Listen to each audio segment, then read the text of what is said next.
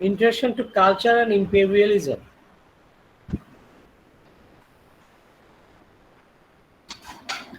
এই টেক্সটের লেখক হচ্ছেন এডওয়ার্ড সাইদ,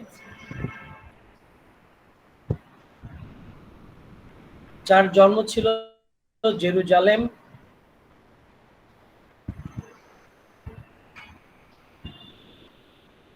তার বাবা একসময় ব্যবসা করতেন প্যালেস্টাইনে,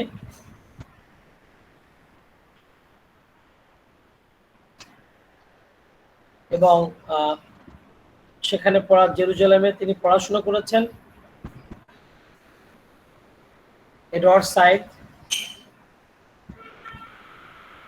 এরপরে তিনি মাতৃভূমি ছেড়ে চলে গেলেন কায়রোতে। কায়রো কোথায়? মিশরে।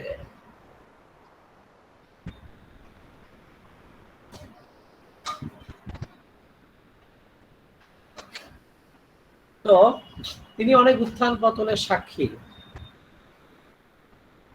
এই যে প্যালেস্টাইনের ইসরায়েলের উত্থান 1948-এ, এবং প্যালেস্টাইনে যে দুঃখ দুর্দশা নেমে আসে তার সাক্ষী তিনি ছিলেন।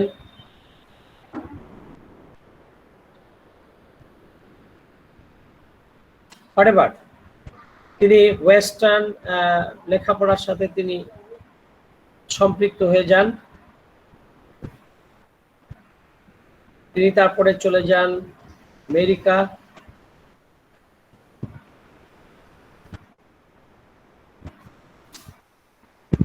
এবং সেখানে তিনি যে পড়াশোনা করেন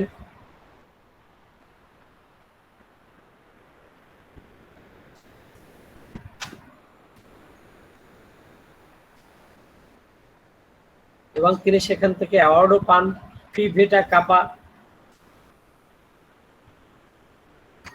প্রিন্সটন ইউনিভার্সিটি থেকে। হার্ভার্ডের ফেলোশিপ তিনি হার্ভার্ড ইউনিভার্সিটিতে তিনি লাভ করেন।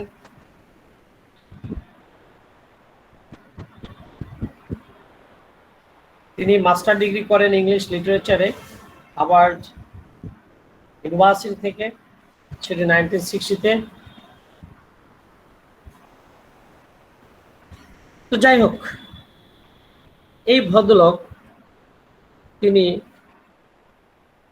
ইম্পেরিয়ালিজম দেখেছেন, তার সাথে কালচারের যে রিলেশন সেটা দেখেছেন। তার একটি বিখ্যাত পাবলিকেশন আছে যেটা আছে ওরিয়েন্টালিজম। এটা তার খুব বিখ্যাত ছিল, যেটা প্রকাশিত হয় 1978-এ।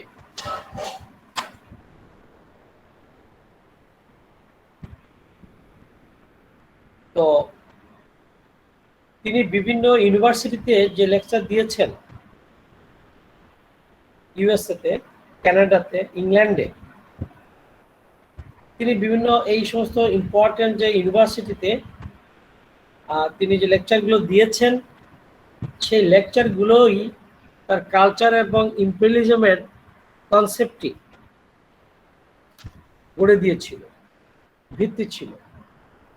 এখন কালচার এবং ইম্পেরিয়ালিজম এইটা সম্পর্কে তোমাদের তো ধারণা আছেই, কমন আমাদের কনসেপ্ট আছে। আমাদের যে সোশ্যাল এবং কালচারাল যে সমস্ত কনসেপ্টগুলো, যে ভ্যালুসগুলো, যে ট্র্যাডিশনগুলো আমাদের সমাজে গড়ে উঠেছে, সেটা কালচার। ইম্পেরিয়ালিজম বা কলোনাইজেশন, এটাও তোমরা জানো। নাও প্রশ্ন হচ্ছে, কালচার কিভাবে ইম্পেরিয়ালিজমকে প্রভাবিত করছে, অথবা ইম্পেরিয়ালিজম কিভাবে কালচারকে প্রভাবিত করছে? এটা একটা ইম্পর্টেন্ট ফ্যাক্টর। আমাদের এই টেক্সটার মূল জায়গা হচ্ছে এখানে।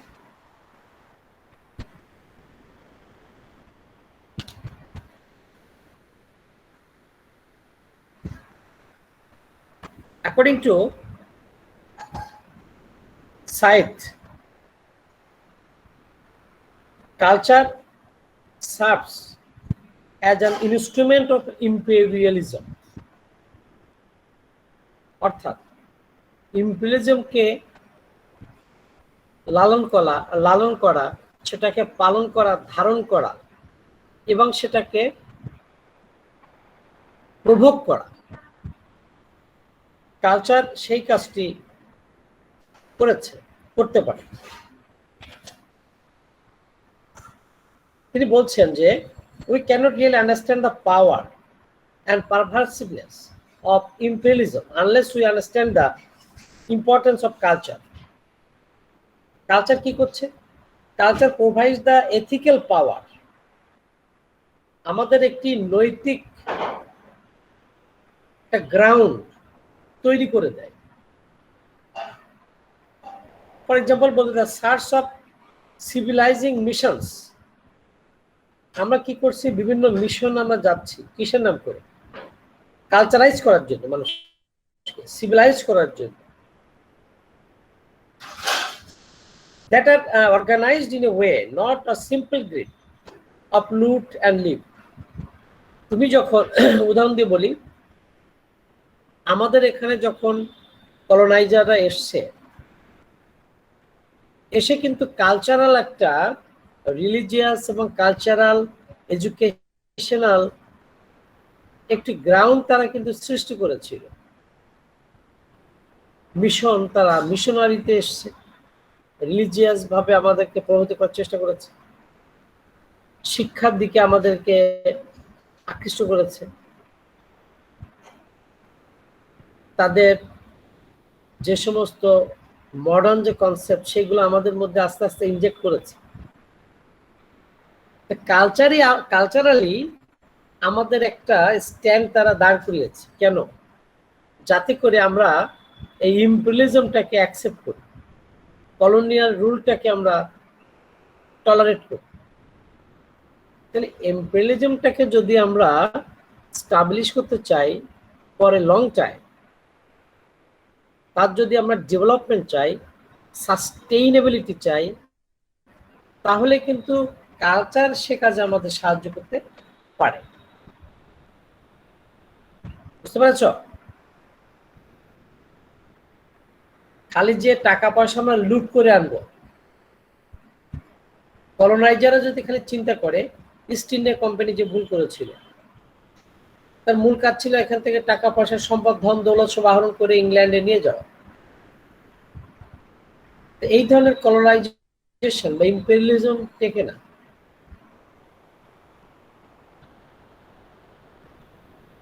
যেমন আমাদের এখানে ইন্ডিয়া, তারা 200 ইয়ার্স তারা আমাদের এখানে শাসন করেছে, কারণ তারা একটা কালচারাল ব্যাকগ্রাউন্ড তারা সৃষ্টি করেছিল।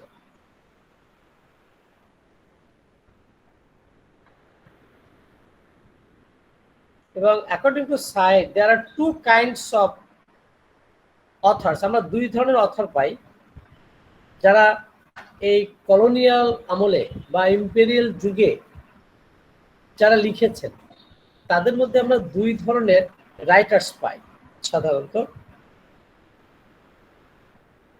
এক গ্রুপ মনে করো Joseph Conrad and Rudyard Kipling, এরা কিন্তু লিখেছেন এই কলোনাইজেশন আমলে।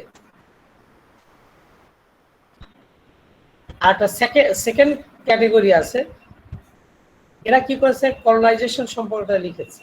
আর সেকেন্ড ক্যাটেগরি আছে, তারা কি করেছে, তারা new insights into the works of famous British writers as Charles Dickens and Jane Austen, এদের যে লেখাগুলো, এরা এক শ্রেণী। ডিকেন্স যদি তোমরা গ্রেট এক্সপেকটেশনস পড়ো, যার এই টেক্সটের কথা এখানে উল্লেখ করা হয়েছে, এটা কি করেছে, এটা reveals a first history of speculation about experience of Australia. যারা অস্ট্রেলিয়ার কলোনি ছিল, হোয়াইট কলোনি বলা হয়, in which subjects can be transported to exotic places but cannot be allowed or returned to metropolitan space. এই great expectations যে নভেলটি, সেখানে দেখা গেছে যারা ক্রিমিনাল ছিল, দেশে যারা নানা রকম ক্রাইমের সাথে রিলেটেড, হোয়াইট হোয়াইট পিপল, কিন্তু এদেরকে পাঠিয়ে দেওয়া হয়েছে কোথায়? তাদের কলোনাইজড যে সমস্ত টেরিটরি, সেখানে পাঠিয়ে দেওয়া হয়েছে। যেমন এখানে ম্যাগুস নামে একটা ক্যারেক্টার ছিল, তাকে অস্ট্রেলিয়াতে পাঠিয়ে দেওয়া হয়েছিল তার চরিত্রকে সংশোধন করার জন্য। তাহলে কলোনাইজেশনটাকে এই গ্রেট এক্সপেকশনের মধ্যে এনকারেজ করা হয়েছে, তার একটা পজিটিভ দিককে তারা তুলে ধরেছে। তাহলে একটা গ্রুপ লিখেছেন যেখানে এই কলোনাইজেশন বা ইম্পেরিয়ালিজম, এটাকে তারা এর যে বেনিফিটস, এর যে প্রফিট, এই দিকে তুলে ধরেছে একদল অথর। আবার আর একদল আছে, তারা কিন্তু এই কলোনিয়ালিজমের বা ইম্পেরিয়ালিজমের যে আগলিনেস, যে এক্সপ্লয়টেশন, সাপ্রেশন, অপারেশন, এটাও তুলে ধরেছে। তাহলে সেখানে এনকারেজ না করে বরং তার সমালোচনা হয়েছে। আর প্যাসেজ টু ইন্ডিয়া পড়েছো তোমরা? তার মধ্যে আগেও বলেছি আমি তোমাদের, একদম আমাদের নিকটতম টেক্সট ইম্পেরিয়ালিজম সম্পর্কে বা কলোনাইজেশন সম্পর্কে, কারণ আমাদের উপমহাদেশের উপর ভিত্তি করে এটা রচিত।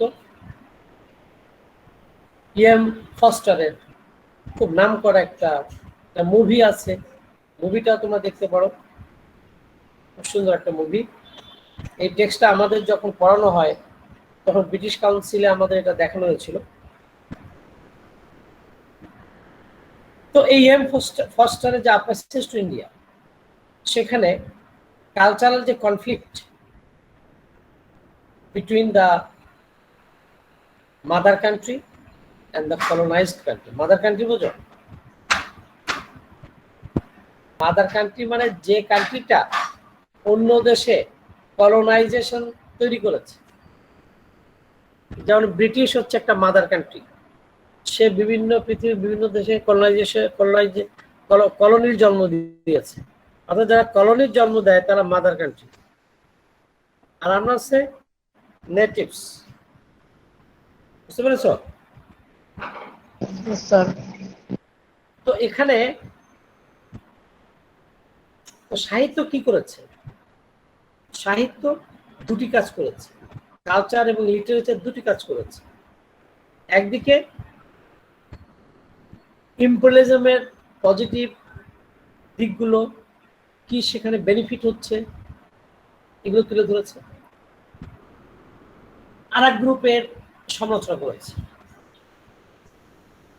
জোসেফ কনরাডের কথা বলেছি, এখানে টেক্সটে উল্লেখ আছে, তোমার দেখবে। তার নস্ট্রমের কথা বলেছে, নস্ট্রম নামে একটি নভেল আছে, এবং আরেকটি নভেল আছে তার, যেটা তোমাদের পড়বে তোমরা, আজকে তোমার সিলেবাসে থাকবে মনে হয়, হার্ট অফ ডার্কনেস। এটা কি আছে তোমাদের? জি স্যার।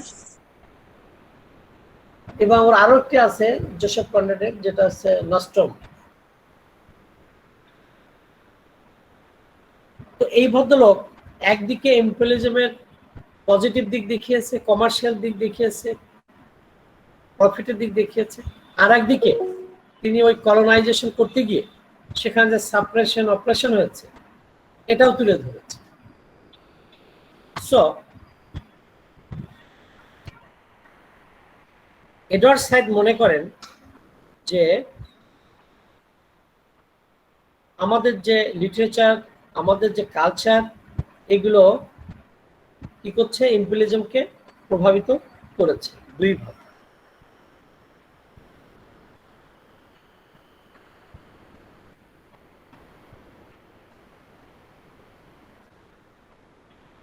এই জন্য জোসেফ কনরাডকে এডওয়ার্ড সাইড বলেছেন, তিনি একদিকে ইম্পেরিয়ালিস্ট, আবার আর একদিকে তিনি অ্যান্টি ইম্পেরিয়ালিস্ট।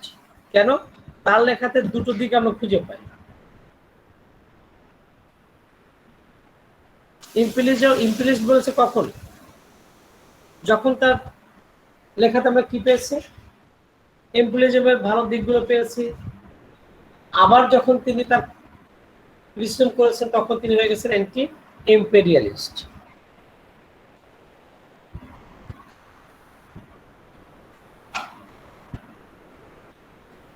আবার তিনি উল্টো দিক দিয়ে বলেছেন। তাহলে আমরা দেখলাম কি লিটারেচার বা কালচার এগুলো কিসের উপরে প্রভাব ফেলছে? ইম্পেরিয়ালিজমের উপরে।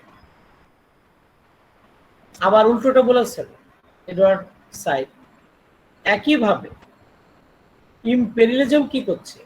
কালচারের উপরে প্রভাব ফেলছে, লিটারেচারের উপরে প্রভাব ফেলছে। আমাদের সাবকন্টিনেন্ট ধরো তুমি, আমাদের যে কালচার, ইভেন নাও আমাদের যে কালচার, আর ব্রিটিশ আমলেই ধরো, আমরা তো এক সময় কি করতাম? সাবকন্টিনেন্টের মেইন ড্রেস ছিল কি? ধুতি, পাঞ্জাবি, এগুলো ছিল।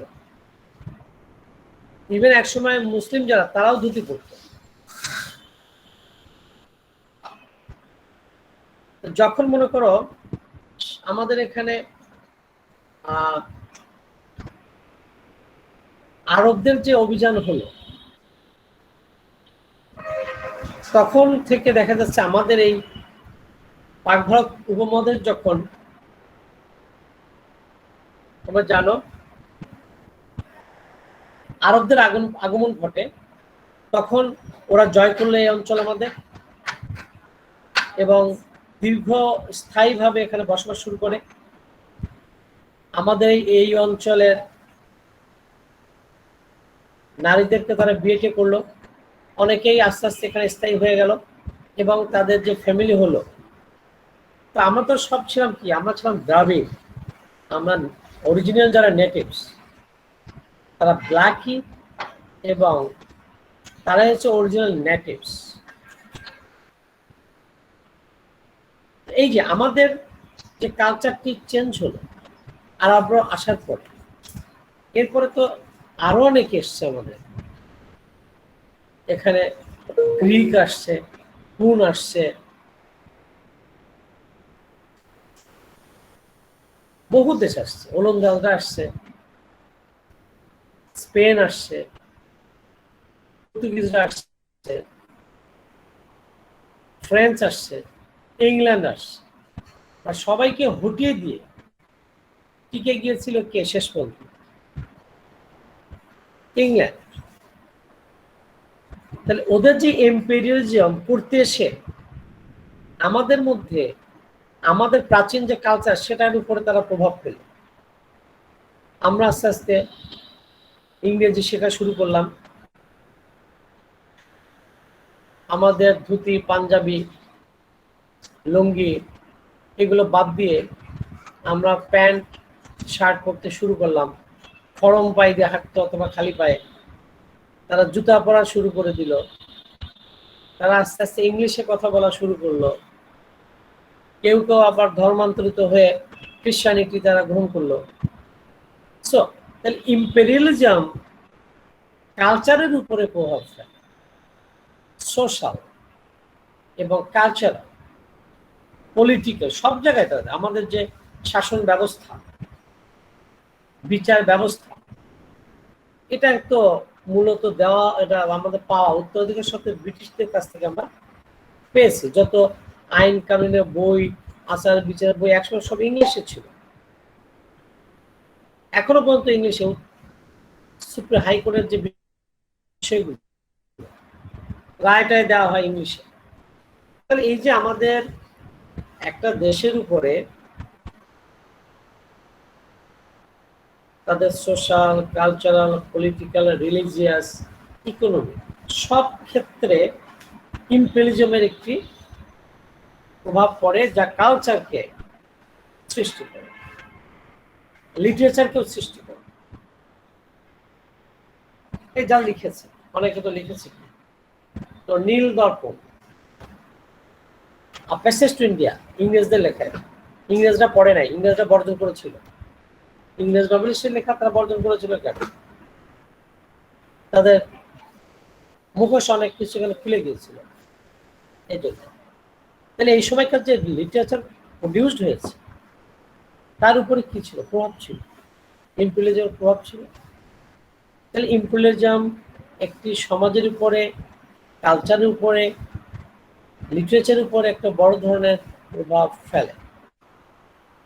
দুটো দিক বলেছে, ইম্পেরিয়ালিজম যেমন প্রভাব ফেলে তেমনি কালচারও কার উপরে প্রভাব ফেলে, ইম্পেরিয়ালিজমের। প্রভাব ফেলে, উল্টোটাও ঘটে। সো আমাদের এই টেক্সটটিতে আমরা এই সমস্ত বিষয়গুলো দেখব। তো ইন্ট্রোডাকশন টু কালচার এবং ইম্পেরিয়ালিজম এটি একটি পোস্ট কলোনিয়াল রাইটিং। পৃথিবীর যে ইস্টার্ন পার্ট, বিশেষ করে চায়না, জাপান, তারপরে অ্যারাবিয়ান যে সমস্ত মধ্যপ্রাচ্যটাকে বলা হয়, প্রাচ্য কিন্তু এটা মধ্যপ্রাচ্য,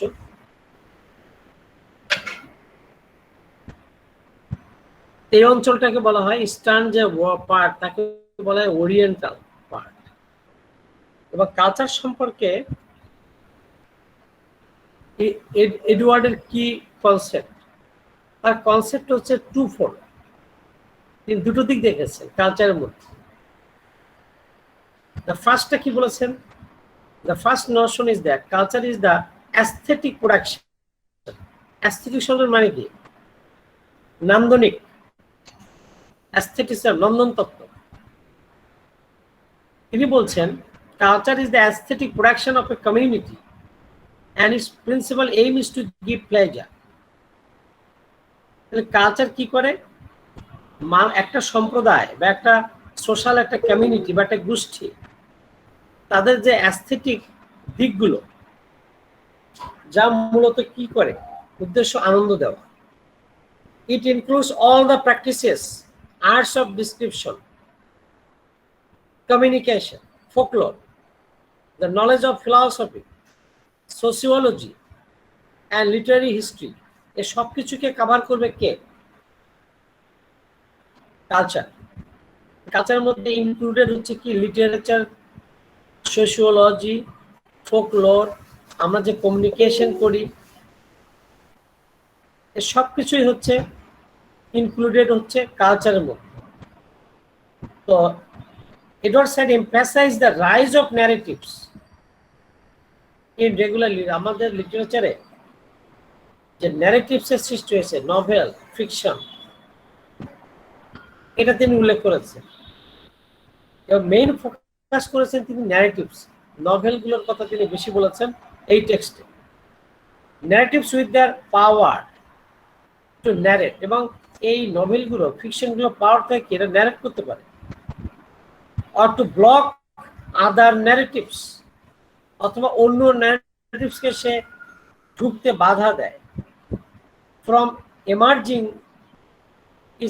is crucial to culture and imperialism. তাহলে কি বলেছে, এই যে ন্যারেটিভস গুলো, একটা কালচারের যে ন্যারেটিভস গুলো, সেগুলো ইম্পেরিয়ালিজমকে কি করে, এনকারেজ করে অথবা ডিসকারেজ করে।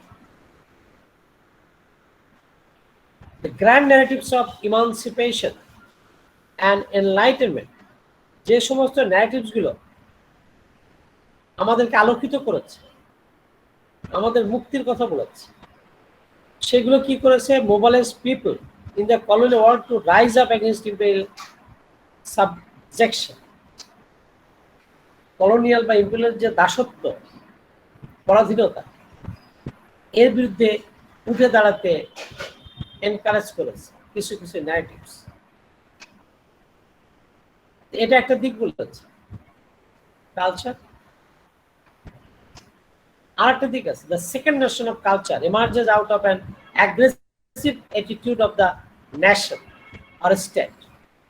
যেমন ইংল্যান্ড, তার মধ্যে এক ধরনের অ্যাগ্রেসিভনেস আছে এবং সে ইম্পোজ করে ডিভিশন বিটুইন আস, আস মানে কলোনাইজার্স, অ্যান্ড দেম, দেম মানে colonised, with a dislike of foreigners, for foreigners. কি করে, তাহলে এতক্ষণ তো আমরা একটা পজিটিভ দিক বলেছিলাম কালচারের। আর একটা দিক বলছে যে কালচারটি সৃষ্টি হচ্ছে কোত্থেকে? অ্যাগ্রেসিভনেস থেকে। কাদের? কলোনাইজার যারা, এবং তারা দুটো গ্রুপ সৃষ্টি করে ফেলে।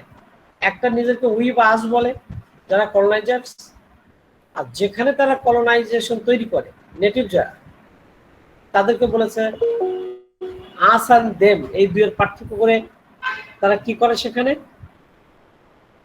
তাদের মধ্যে এক ধরনের বিভেদ, একটা হেট্রেড, ডিসলাইক সৃষ্টি হয়। এই সেন্সের যে কালচারটি, এটা কি করে? এটা source of identity or rather competitive. এটা আইডেন্টিটির বড় হয়ে দাঁড়ায়। একদল হচ্ছে কলোনাইজার ব্রিটিশ, আরেকদিকে নেটিভস। এদের মধ্যে যে আলাদা আইডেন্টিটি তৈরি হয় তা আসলে কম্পিটিটিভ হয়, মানে সংঘাতময় হয়, কনফ্লিক্টিং হয়।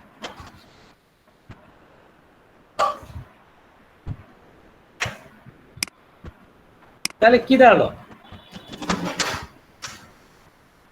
কালচার বলতে এখানে বিশেষ একটি ফোকাসকে নিয়ে তিনি কালচারাল ব্যাখ্যাটা দিয়েছেন। কালচার অনেক দিক আছে, তা তিনি দেখেছেন কালচারের এই দুটি ভিন্ন দিক।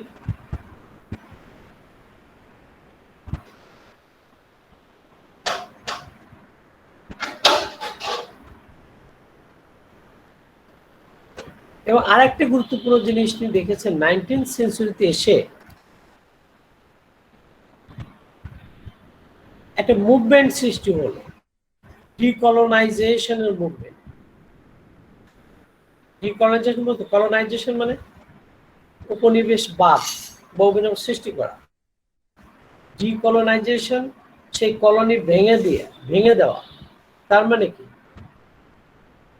কলোনিকে বিলুপ্ত করা।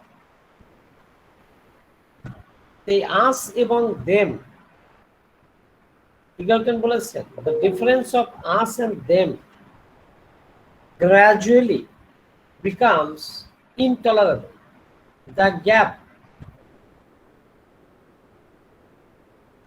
becomes more and more spread. দুইয়ের মাঝে কালচারাল কনফ্লিক্ট এমন পর্যায়ে চলে যায়, আস এন্ড দেমের সম্পর্ক এতটা বিচ্ছিন্ন হয়ে যায়, এক পর্যায়ে স্বাধীনতা পিপাসু হয়ে ওঠে কারা? এই যে থার্ড ওয়ার্ল্ড বলেছে, Africa, Asia, Europe, their natives and their societies. একদল ফেভারে কাজ করেছে ইম্পেরিয়ালিজমে, আর একদল ইম্পেরিয়ালিজমের বিপরীতে কাজ করেছে। একদিকে ওয়েস্টার্ন, আর একদিকে নন ওয়েস্টার্ন। এবং শেষ পর্যন্ত বিভিন্ন অঞ্চলে স্বাধীনতা লাভ করতে লাগলো এক একটা কলোনি ইউরোপিয়ানদের হাত থেকে মুক্ত হতে শুরু করলো।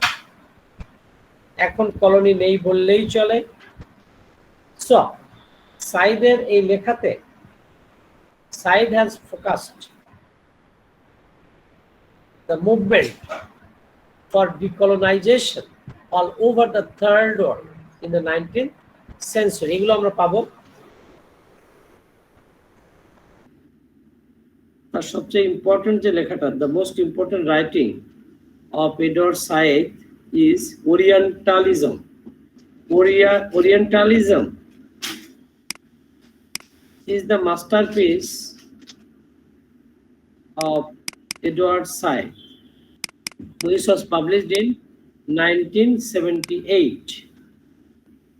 এবং এই ওরিয়েন্টালিজমের মধ্যে মূলত কি ছিল সেটা আমাদের কনসার্ন যদিও না, কিন্তু ওইটা লেখার অভিজ্ঞতা লিখতে গিয়েই তার আমাদের যে বর্তমান টেক্সটটি কালচার অ্যান্ড ইম্পেরিয়ালিজম, এটি আসছে তার মধ্যে। এই জন্য ওটা আমরা একটু দু এক লাইনে জানবো। In this book side unveils বা reflects or explains the affairs of the Middle East.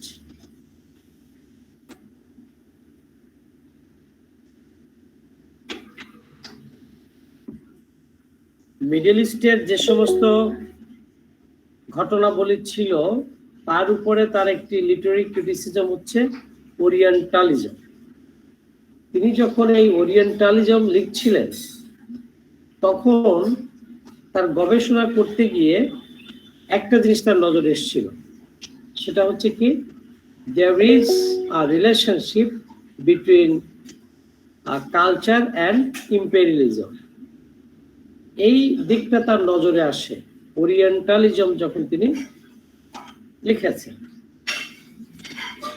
এই জন্যে তিনি পরবর্তী যে লেখাটি সেটি তিনি মূলত ফোকাস করেছেন কালচার এবং ইম্পেরিয়ালিজম, এবং ওরিয়েন্টালিজম লেখার প্রায় 5 বছর পরে তিনি এই কালচার এবং ইম্পেরিয়ালিজম টেক্সটটি তিনি লিখলেন। About 5 years after Orientalism was published in 1978, I began to gather together some ideas। যখন তিনি এটি লিখছেন তখন তার ভিতরে কিছু চিন্তা এলো about the general relationship between culture and empire। সাম্রাজ্য বা সাম্রাজ্যবাদের সাথে কালচারের একটা রিলেশনশিপ তিনি লক্ষ্য করলেন। That had become clear to me while writing that book। ওই বইটি লেখার সময় মানে ওরিয়েন্টালিজম এইটা সুস্পষ্টভাবে তার ধারণা এলো। The first result was a series of lectures। এবং এরপরে তিনি কতগুলো লেকচার দিয়েছিলেন that I gave at universities in the United States, Canada and England in 1985।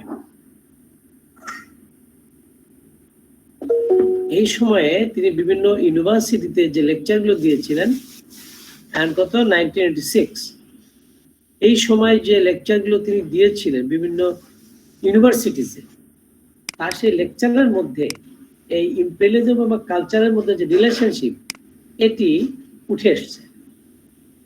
কি বলেছে, this lectures form the core argument of the present work.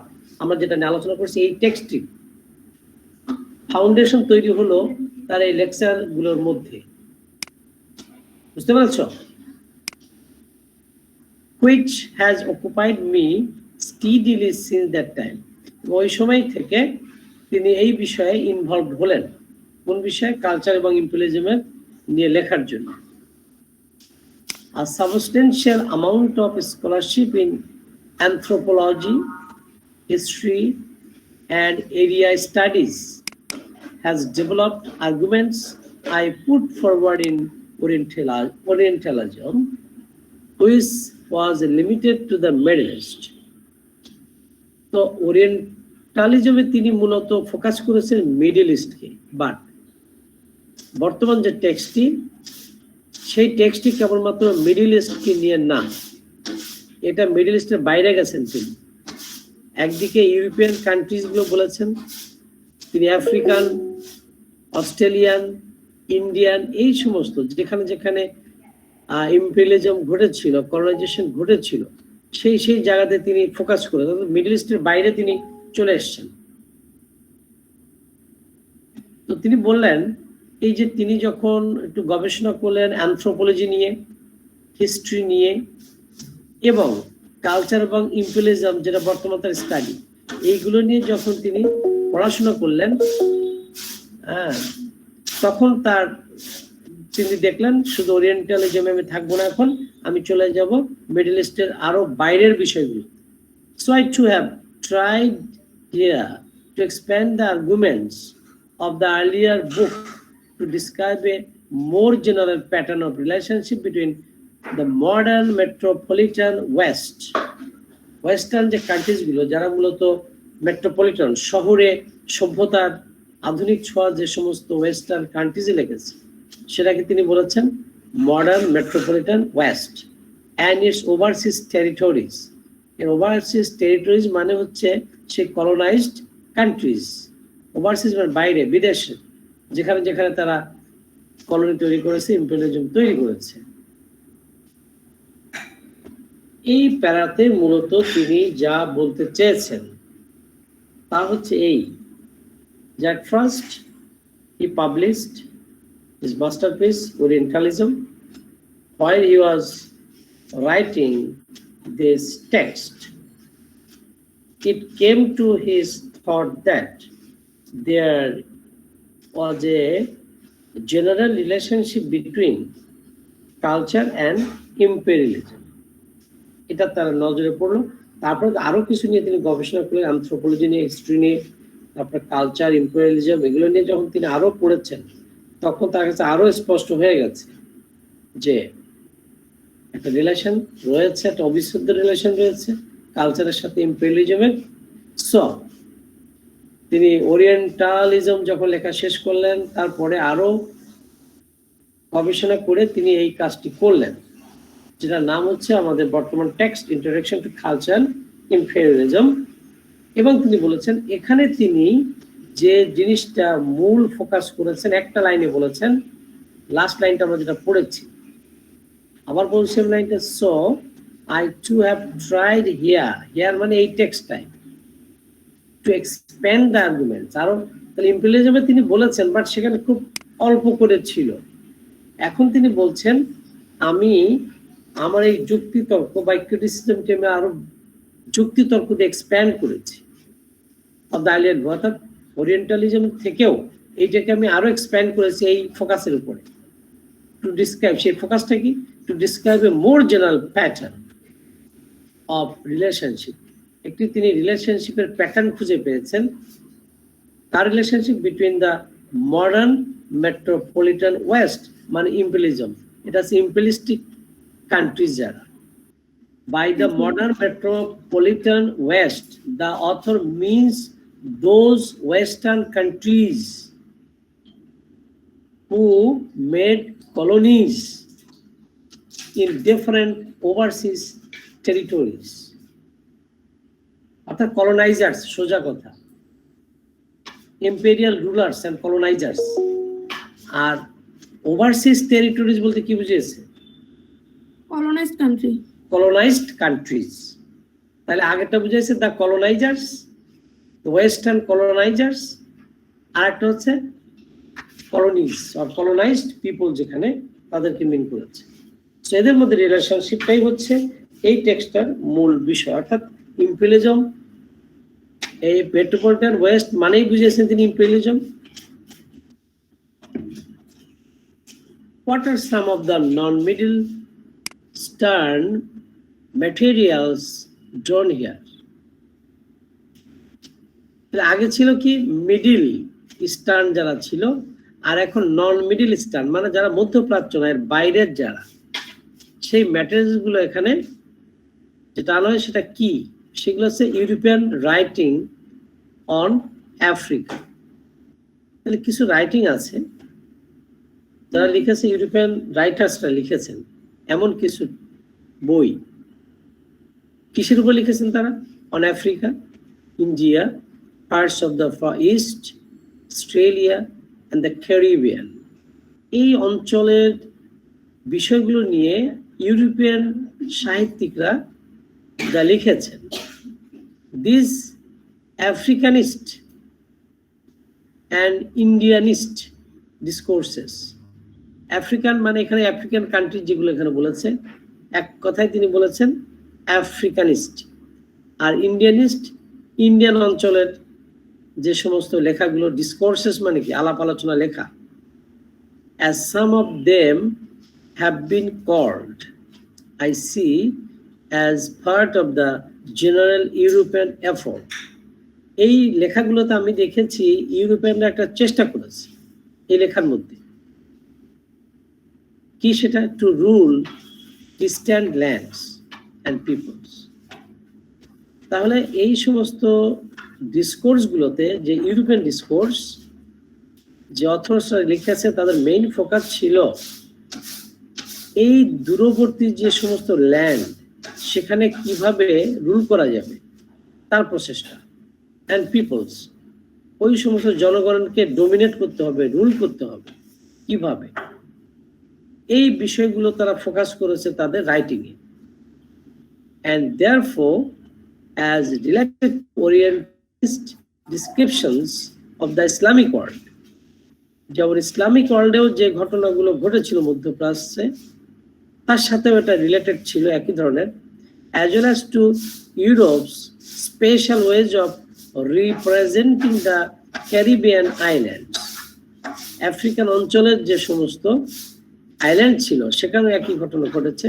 আর কোথায় Ireland and the far east, এই অঞ্চলগুলোতেও একই রকম ঔপনিবেশবাদ প্রতিষ্ঠার চেষ্টা সেখানে হয়েছে এবং এর রিফ্লেকশন ঘটেছে। অর্থাৎ বলছে ইউরোপিয়ান যে সকল রাইটিংটা এই সময় দেখা গেছে সেই রাইটিং এর মধ্যে একটা প্রবণতা ছিল যে ইউরোপিয়ান যে রুলিং ক্লাস যারা, ইম্পেরিয়ালিস্ট যারা, তাদের মধ্যে একটা প্রবণতা ছিল যে ডিস্ট্যান্ট যে কান্ট্রিজ গুলো আছে অফ দ্য ওয়ার্ল্ড, যারা লেস ডেভেলপড, লেস কনসাস এবং ইলিটারেট বলা যায়, ওই সমস্ত কান্ট্রিতে গিয়ে তারা কি করবে, কলোনি তৈরি করবে, ইম্পেরিয়াল রুলিং তারা সেখানে এস্টাবলিশ করবে এবং সেই পিপলদের উপর ডোমিনেট করবে তারা। এই মানসিকতা, এই দৃষ্টিভঙ্গিটা ফুটে উঠেছে ওই সমস্ত লেখাতে। তো বলছে ইসলামিক ওয়ার্ল্ডে যে ঘটনাটি ঘটেছে এই সমস্ত কান্ট্রি তো একই রকম ভাবে এই ইম্পেরিয়ালিস্টিক রুলিং এস্টাবলিশ করা হয়েছিল। What are striking in these discourses are the rhetorical figures. এই সমস্ত বই পুস্তকে এমন কিছু রিটোরিক তারা তৈরি করেছে, one keeps encountering in their descriptions of the mysterious East. তো তারা ইস্টকে একটা মিস্টেরিয়াস জায়গা বলে তারা তাদের লেখাতে তুলে ধরেছে, as well as the stereotypes about the African or Indian or Irish or Jamaican or Chinese mind. তো ঠিক একই রকম স্টেরিওটাইপ মানে কি, একই ধরনের একটা আইডিয়া, কনসেপ্ট ইস্টে যেমন পাওয়া গেছে তেমনি এই সমস্ত কান্ট্রিজ গুলোতেও তারা তুলে ধরেছে। The notions about the bringing, কোন দৃষ্টিভঙ্গি তারা তুলে ধরেছে, নোশনস মানে কি অ্যাটিটিউড, দৃষ্টিভঙ্গি, অ্যাবাউট ব্রিঙ্গিং সিভিলাইজেশন, তারা সভ্যতা নিয়ে আসবে, to primitive or barbaric peoples, যে সমস্ত দেশগুলো আদিমতায় আছে, এখনো প্রিমিটিভ হয়ে আছে, আনসিভিলাইজড, আনকালচার্ড, আনডেভেলপড এবং যারা ব্রুটাল, ওয়াইল্ড, স্যাভেজ যারা, এদেরকে সভ্য করার মানসিকতা তারা তুলে ধরেছে। এই সমস্ত রিটোরিক্যাল রাইটিংস তারা ওই সময় লিখেছে। তার মানে কি, ইম্পেরিয়ালিস্ট এর পক্ষে যে সমস্ত রাইটার্সরা লিখেছে তারা এমন একটি কালচার ঢুকিয়ে দেওয়ার চেষ্টা করেছে এই সমস্ত কলোনিজের মধ্যে যে আমরা হচ্ছি সিভিলাইজড, আমরা এডুকেটেড, আমরা পাওয়ারফুল, আমরা আমাদের রাইট আছে to civilise you, to develop you, তোমাদেরকে মানুষ করার দায়িত্ব অধিকার আমাদের কিন্তু আছে, যেহেতু আমরা উন্নত দেশ, তোমরা অসভ্য, তোমরা আনকালচার, তো তোমাদেরকে ভালো জন্য আমাদের এখানে আসার রাইট আছে, এমন একটা দৃষ্টিভঙ্গি তারা তুলে ধরল। The ডিস্টার্বিংলি familiar ideas about flogging, যদি তাতে তোমরা রাজি না হও, ডিস্টার্ব করো, বাধা দাও, তাহলে কি হবে, ফ্যামিলিয়ার কিছু আইডিয়াস আছে অ্যাবাউট ফ্লগিং, পিটানো, বেদ দিয়ে বাঁশ দিয়ে পিটিয়ে ঠান্ডা করা, অর্থাৎ পানিশমেন্ট দেওয়া, অর ডেথ, ইভেন মৃত্যুদণ্ড দেওয়া, or extended punishment being required when they misbehave. এটা দেখো কমার মধ্যে সে দিয়েছে, দে মানে তারা তারা মানে কলোনাইজড কান্ট্রি, এই কথাটা বারবার আসবে দেখবে। We and they, us, them, এই কথাগুলো আসছে। ঘুরে ফিরে দেখবে উই বলতে কাদের বোঝানো হয়েছে? The mother countries or colonisers. আর দে বলতে বুঝাইছে নেটিভস। নেটিভস মানে কলোনাইজড পিপল। ওকে, তাহলে উই মানে কলোনাইজার্স আর দে মানে কলোনাইজড। তো এখানে বলেছে কি, যদি কেউ কথা না শুনে, প্রতিবাদ করে, বাধা দেয়, তাহলে তার উপরে শাস্তি দেওয়ারও অধিকার আমাদের আছে। বলছে তোমাদের যেমন ভালো করা, উপকার করা, সিভিলাইজ করা, এডুকেট করা, ডেভেলপ করা রাইট যেমন আমাদের আছে, তেমনি if you are disobedient and protestant, then we have the right to punish you.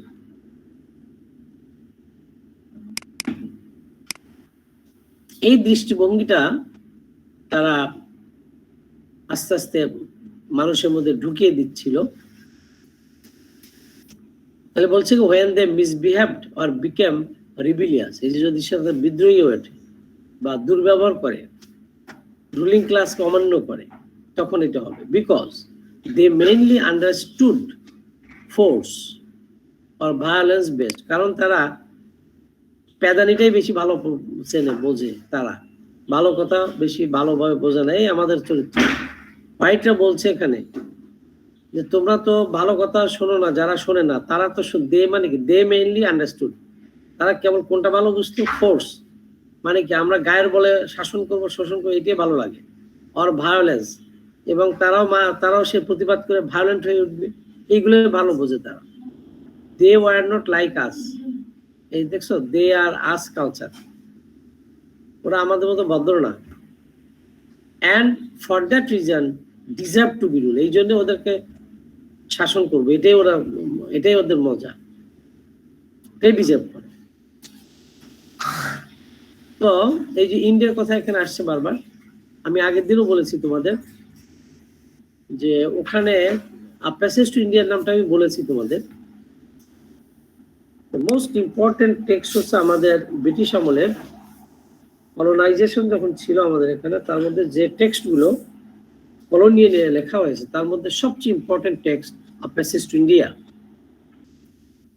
ওখানে তোমরা দেখবে যে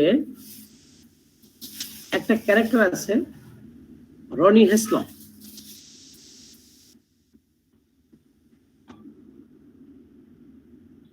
রনি হেসলপ সে হচ্ছে কি চন্দ্রপুর, ওই টেক্সটার একটি সিটির নাম হচ্ছে চন্দ্রপুর, তার সিটি ম্যাজিস্ট্রেট। অর্থাৎ তৎকালে তো এই প্রশাসন চালাতো কারা? ব্রিটিশ গভর্নমেন্ট, তারাই নিয়োগ দিত এবং ব্রিটিশরাই ছিল তখনকার ম্যাজিস্ট্রেট, শাসক যারা ছিল। তো রনি হিসলপ সে ম্যাজিস্ট্রেট।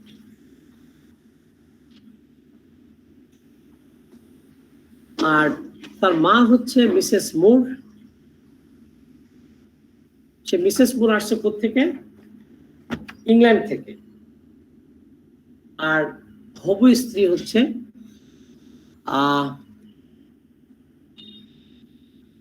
অ্যাডেলা প্যাস্টন। দুই মহিলা আসছে ইন্ডিয়াতে, অর্থাৎ মা আসছে ছেলের কাছে, ছেলে ম্যাজিস্ট্রেট, ইন্ডিয়ার একটি শহর চন্দ্রপুর। তো মা এবং ছেলের মধ্যে একটি কথোপকথন আছে, ওই টেক্সটেই যখন পড়বে তোমরা দেখবে। মিসেস মুর বলছে, god has Saint us to establish justice and peace. Justice এবং পিসটা এস্টাবলিশ করার জন্য গড আমাদেরকে পাঠিয়েছে কোথায়? এখানে। তার মানে তার কনসেপ্ট যে ব্রিটিশরা যে বিভিন্ন ল্যান্ডে গেছে, তার মূল কারণটা কি? সেখানে জাস্টিস এবং ফ্রেন্ডশিপ এগুলো এস্টাবলিশ করা, এটা মিসেস মুরের কনসেপ্ট। ফ্রেন্ডশিপ, পিস এবং জাস্টিস, এইটা এস্টাবলিশ করাই হচ্ছে আমাদের কাজ, মায়ের ব্যাখ্যা। তাহলে বলছেন no, we have come here to rule, not to make relationship and friendship. We have come here to rule, to dominate.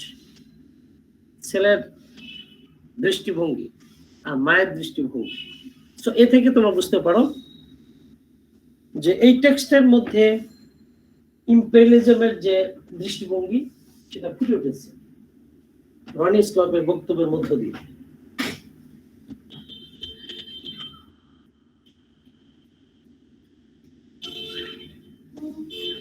আর তারপরে কি বলছে দেখো, yet it was the case nearly everywhere in the non-European world that the coming of the white man threw forth some sort of resistance. তাহলে এতক্ষণ আমরা দেখলাম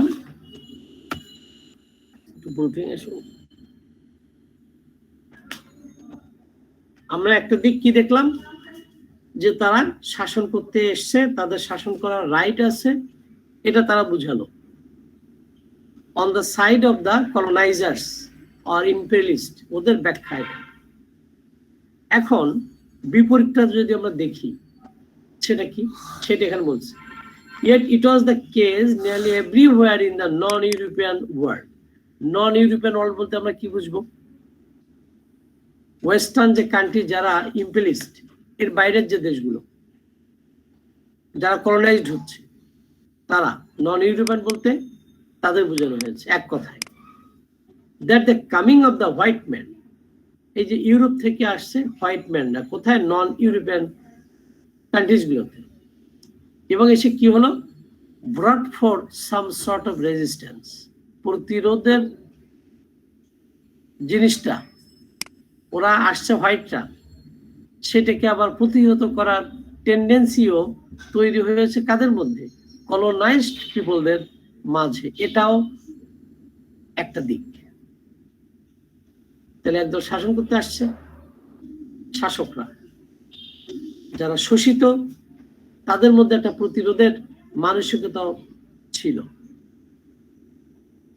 What left out of Orientalism was that response to Western dominance, which culminated in the great movement of decolonization all across the Third World. কি বলেছে যে যখন তিনি এই লেখাটা শেষ করে, এই লেখাটাতে আসলেন ওরিয়েন্টালিজম শেষ করে, তখন তিনি কি দেখছেন, ওয়াজ দ্যাট রেসপন্স, সেটি রেসপন্স দেখতে পাচ্ছে two western dominance, western countries অর্থাৎ ইউরোপিয়ান কান্ট্রিজ গুলো যে ডমিনেন্স করছে, হুইচ কালমিনেটেড ইন, যেটা সাধারণত রেজাল্ট হলো কিসের, ইন দ্য গ্রেট মুভমেন্ট, তা আন্দোলন সৃষ্টি করেছে, কিসের আন্দোলন, অফ ডিকলোনাইজেশন, অর্থাৎ উপনিবেশবাদ বিরোধী একটা movement all across the third world. এই সমস্ত অনুন্নত দেশগুলো যারা কলোনাইজড হয়েছে তাদের মধ্যে একটি প্রতিবাদ আন্দোলন এর জন্ম দিয়েছে। ওয়েস্টার্ন ডমিনেন্সটা আলটিমেটলি জন্ম দিয়েছে রেজিস্ট্যান্সটা, প্রোটেস্ট এবং movement. So it is sides, Edward sides observation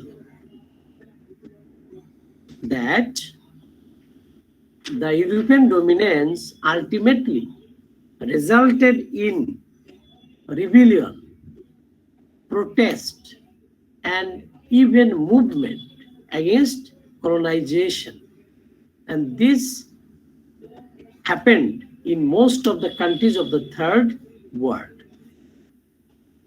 Third World বুঝো, আমেরিকান একটি ব্লক, রাশিয়ান একটি ব্লক,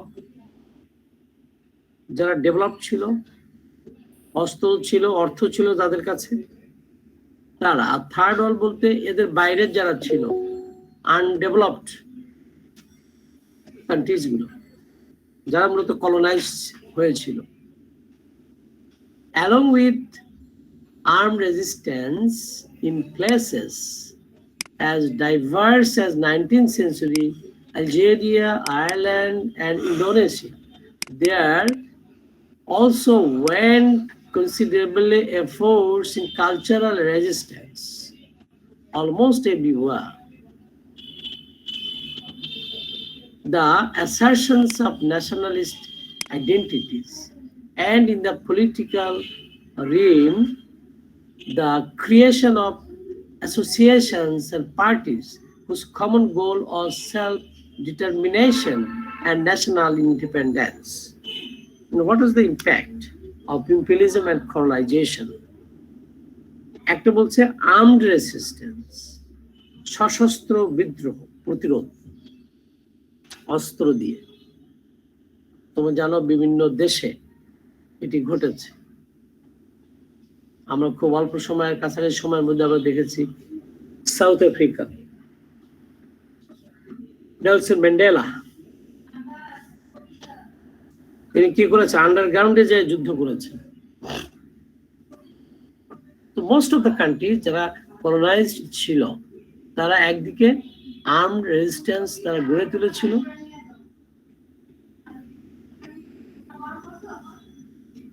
কিন্তু এই দরজা আটকে দাও।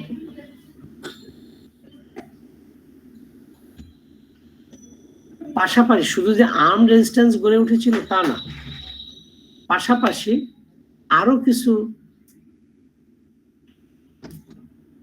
প্রতিরোধ গড়ে উঠেছিল। সেটা কি বলেছে? ও দেশগুলো বলেছে কোথায় কোথায় ঘটেছে, যেমন আলজেরিয়া, আয়ারল্যান্ড, ইন্দোনেশিয়া ইত্যাদি জায়গাতে। এর পাশাপাশি সশস্ত্র আন্দোলনের পাশাপাশি there also went considerably efforts, আরো কিছু চেষ্টা কার্যক্রম দেখা গেছে ইন কালচারাল রেজিস্ট্যান্স, অর্থাৎ সাংস্কৃতিক দিক থেকে একটা প্রতিরোধ অলমোস্ট এভরিওয়্যার। শুধু যে অস্ত্রের প্রতিরোধ ছিল তা না, কালচারাল রেজিস্ট্যান্স, অর্থাৎ তারা যে ওয়েস্টার্ন কালচারের যে অ্যাগ্রেশন, সেটাকেও নিজস্ব কালচার দিয়ে, নিজের কালচারাল কনসাসনেস দ্বারা, কালচারাল আইডেন্টিটি দ্বারা প্রতিরোধ করার চেষ্টা করেছে। যেমন একসঙ্গে বলি, ব্রিটিশ বিরুদ্ধে কিছু কিছু কালচারাল, রিলিজিয়াস ইত্যাদি ইস্যু সৃষ্টি হয়েছিল ব্রিটিশদের প্রতিহত করার জন্য। আমাদের কথা বলছি, মানে ইন্ডিয়ান সাবকন্টিনেন্টে, পাক ভারত উপমহাদেশের যেমন ঘটনা, যেমন ইংলিশ ল্যাঙ্গুয়েজটা কিন্তু প্রাথমিক পর্যায়ে আমরা শিখতে চাইনি। কেন? আমাদের যে নিজস্ব ভাষা, নিজস্ব কালচার আছে, এটার উপর একটা আঘাত হিসেবে আমরা মনে করেছিলাম ওটা মেলস্যদের ভাষা, শিখতে চাইনি। এটা একটা ধরো প্রতিরোধ ছিল।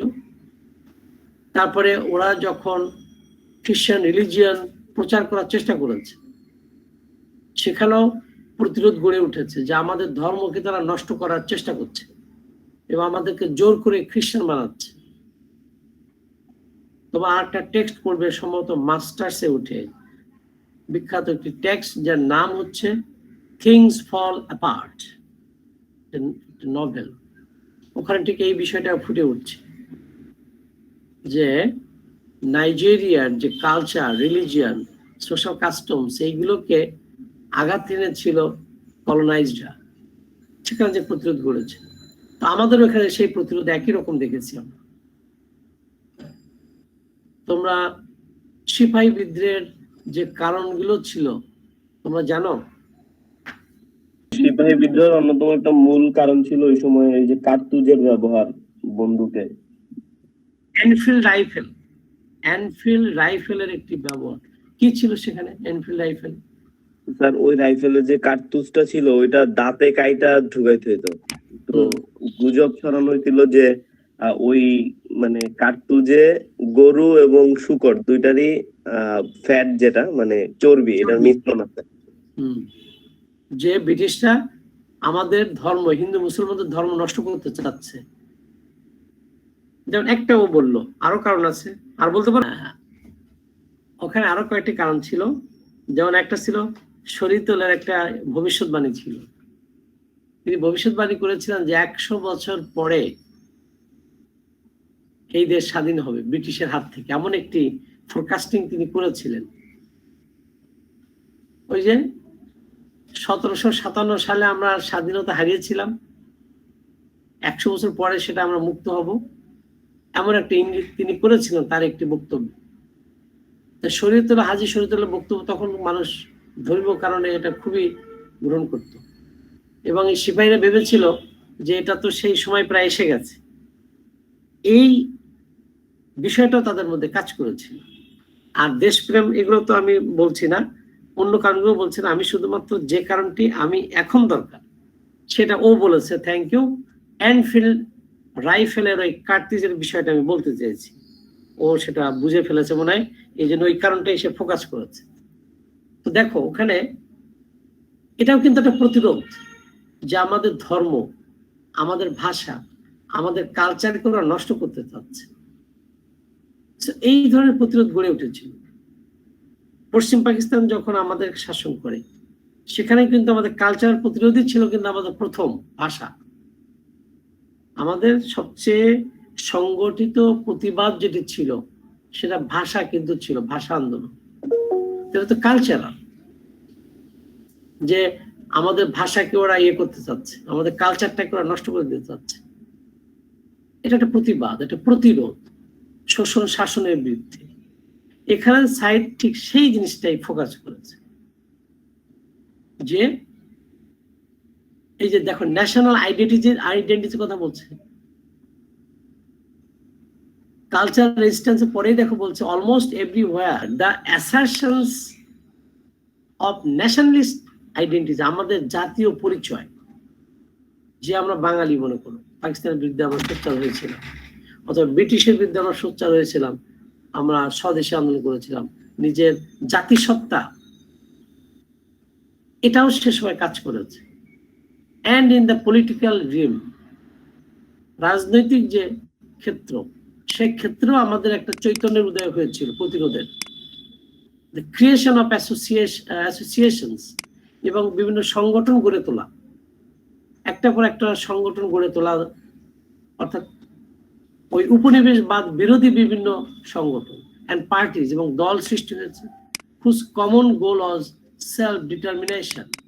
এই সমস্ত পার্টি যারা ব্রিটিশ বা ইউরোপের বিরোধী যারা তৈরি হয়েছিল, তাদের মধ্যে আত্মপ্রত্যয় গড়ে তোলা, ন্যাশনাল ইন্ডিপেন্ডেন্স এবং জাতীয় যে স্বাধীনতা, জাতি, তার শুধুমাত্র অস্ত্র না, এই দিকগুলোতে মানুষের মনের মধ্যে, চৈতন্যের মধ্যে কালচারাল যে রেজিস্ট্যান্স, এগুলো কাজ করেছিল। Do you understand?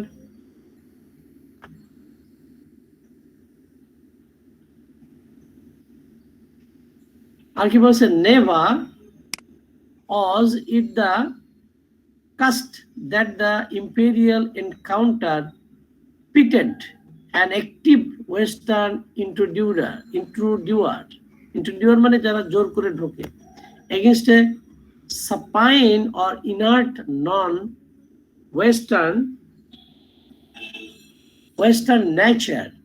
There was always some form of active resistance, and in the overwhelming majority of cases the resistance finally won out.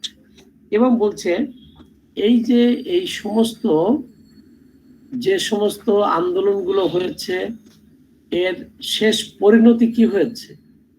যারা ওয়েস্টার্নরা যে অত্যাচার চালিয়েছে, তারাও এনকাউন্টার করার চেষ্টা করেছে, অর্থাৎ এই প্রতিবাদ যেটা গড়ে উঠেছিল সেটিকে প্রতিহত করার জন্য ইম্পেরিয়াল যে পাওয়ারটা, তারাও এর বিপরীতে স্ট্রং অ্যাক্টিভ ভূমিকা তারা নিয়েছিল।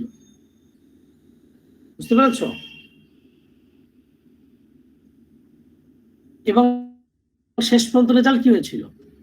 বেশিরভাগ ক্ষেত্রে জয় হয়েছিল। কাদের জয় হয়েছে বেশিরভাগ ক্ষেত্রে? হ্যালো, নেটিভদের জয় হয়েছে। তাহলে এতক্ষণ ধরে এডওয়ার্ড কি বলতে চেয়েছেন?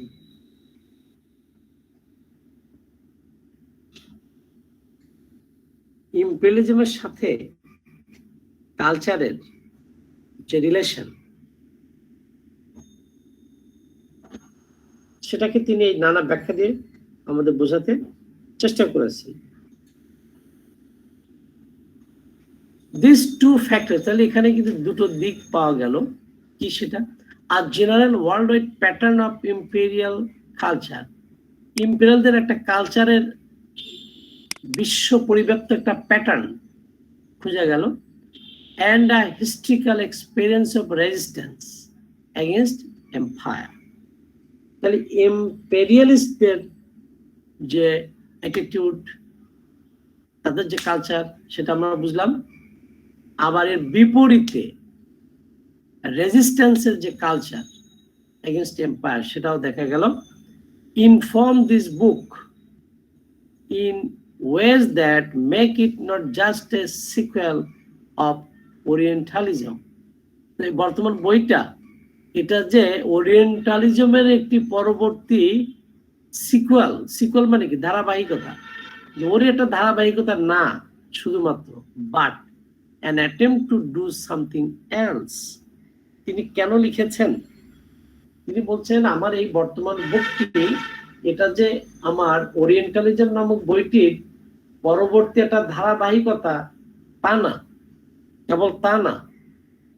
ইট place some more significance. In both books I have emphasised what in a rather general way I have called culture. কি বলছেন? আমি দুই বইতেই একটা গুরুত্ব দিয়েছি কিসের উপরে? কালচারের উপরে। As I use the word culture means two things in particular. বলছে আমি কালচার যে অর্থে ব্যবহার করতে চেয়েছি তার বিশেষ দুটি বৈশিষ্ট্য রয়েছে। First of all, it means all those practices like the arts of description, communication, and representation that have relative autonomy from the economic, social, and political realms, and that often exist in aesthetic forms, one of whose principal aims is pleasure. এসে একটা দিক তিনি বলতে চেয়েছেন যে আমি কালচারকে দেখছি কোন দৃষ্টিকোণ থেকে? অল দোজ প্র্যাকটিসেস, আমি কালচার বলতে সেই সমস্ত প্র্যাকটিস গুলোকে বুঝবো, যেমন আর্টস অফ ডিসক্রিপশন, যেমন narratives, suppose fiction, stories, descriptive যে সমস্ত ন্যারেটিভস ইত্যাদি লেখা যেগুলো, এগুলো পড়বে এর মধ্যে। কমিউনিকেশন, পরস্পরের সাথে রিলেশনস, কমিউনিকেশনস, এগুলো আসবে এর মধ্যে। অ্যান্ড রিপ্রেজেন্টেশন, বিভিন্ন যে রিপ্রেজেন্ট করা হয় যার যার মাধ্যমে, তাও হবে culture. That have relative autonomy, এবং এগুলো নিজস্ব আলাদা অটোনমি থাকবে, নিজস্ব ফিল্ড থাকবে, নিজস্ব একটা এরিয়া থাকবে, আলাদা কিন্তু সেটি ফ্রম দ্য ইকোনমি। অর্থাৎ কালচার বলতে এটা ইকোনমিক্স যেমন একটা আলাদা বৈশিষ্ট্য আছে, আলাদা স্পেস আছে, এ থেকে আলাদা এটি। তারপর সোশ্যাল বিষয় আছে, পলিটিক্যাল রিলমস আছে। এর বাইরের একটা জিনিস হচ্ছে তিনি কালচারকে মিন করেছেন, দ্যাট অফেন এক্সিস্ট ইন, এটা না তো চার্জারটা, এক্সিস্ট ইন অ্যাস্থেটিক ফর্মস, অর্থাৎ নন্দন তত্ত্ব বলছেন তিনি কালচারের সাথে জড়িয়ে আছে অ্যাস্থেটিক ফর্মস গুলো। অ্যাস্থেটিক ফর্মস বলে আমাদের মনে করি ল্যাঙ্গুয়েজ হতে পারে, আমাদের পোয়েট্রি হতে পারে, আমাদের আর্ট হতে পারে, এসব কিছু মিলে অ্যাস্থেটিক ফর্মস, নন্দন তত্ত্ব। One of whose principal aim is pleasure.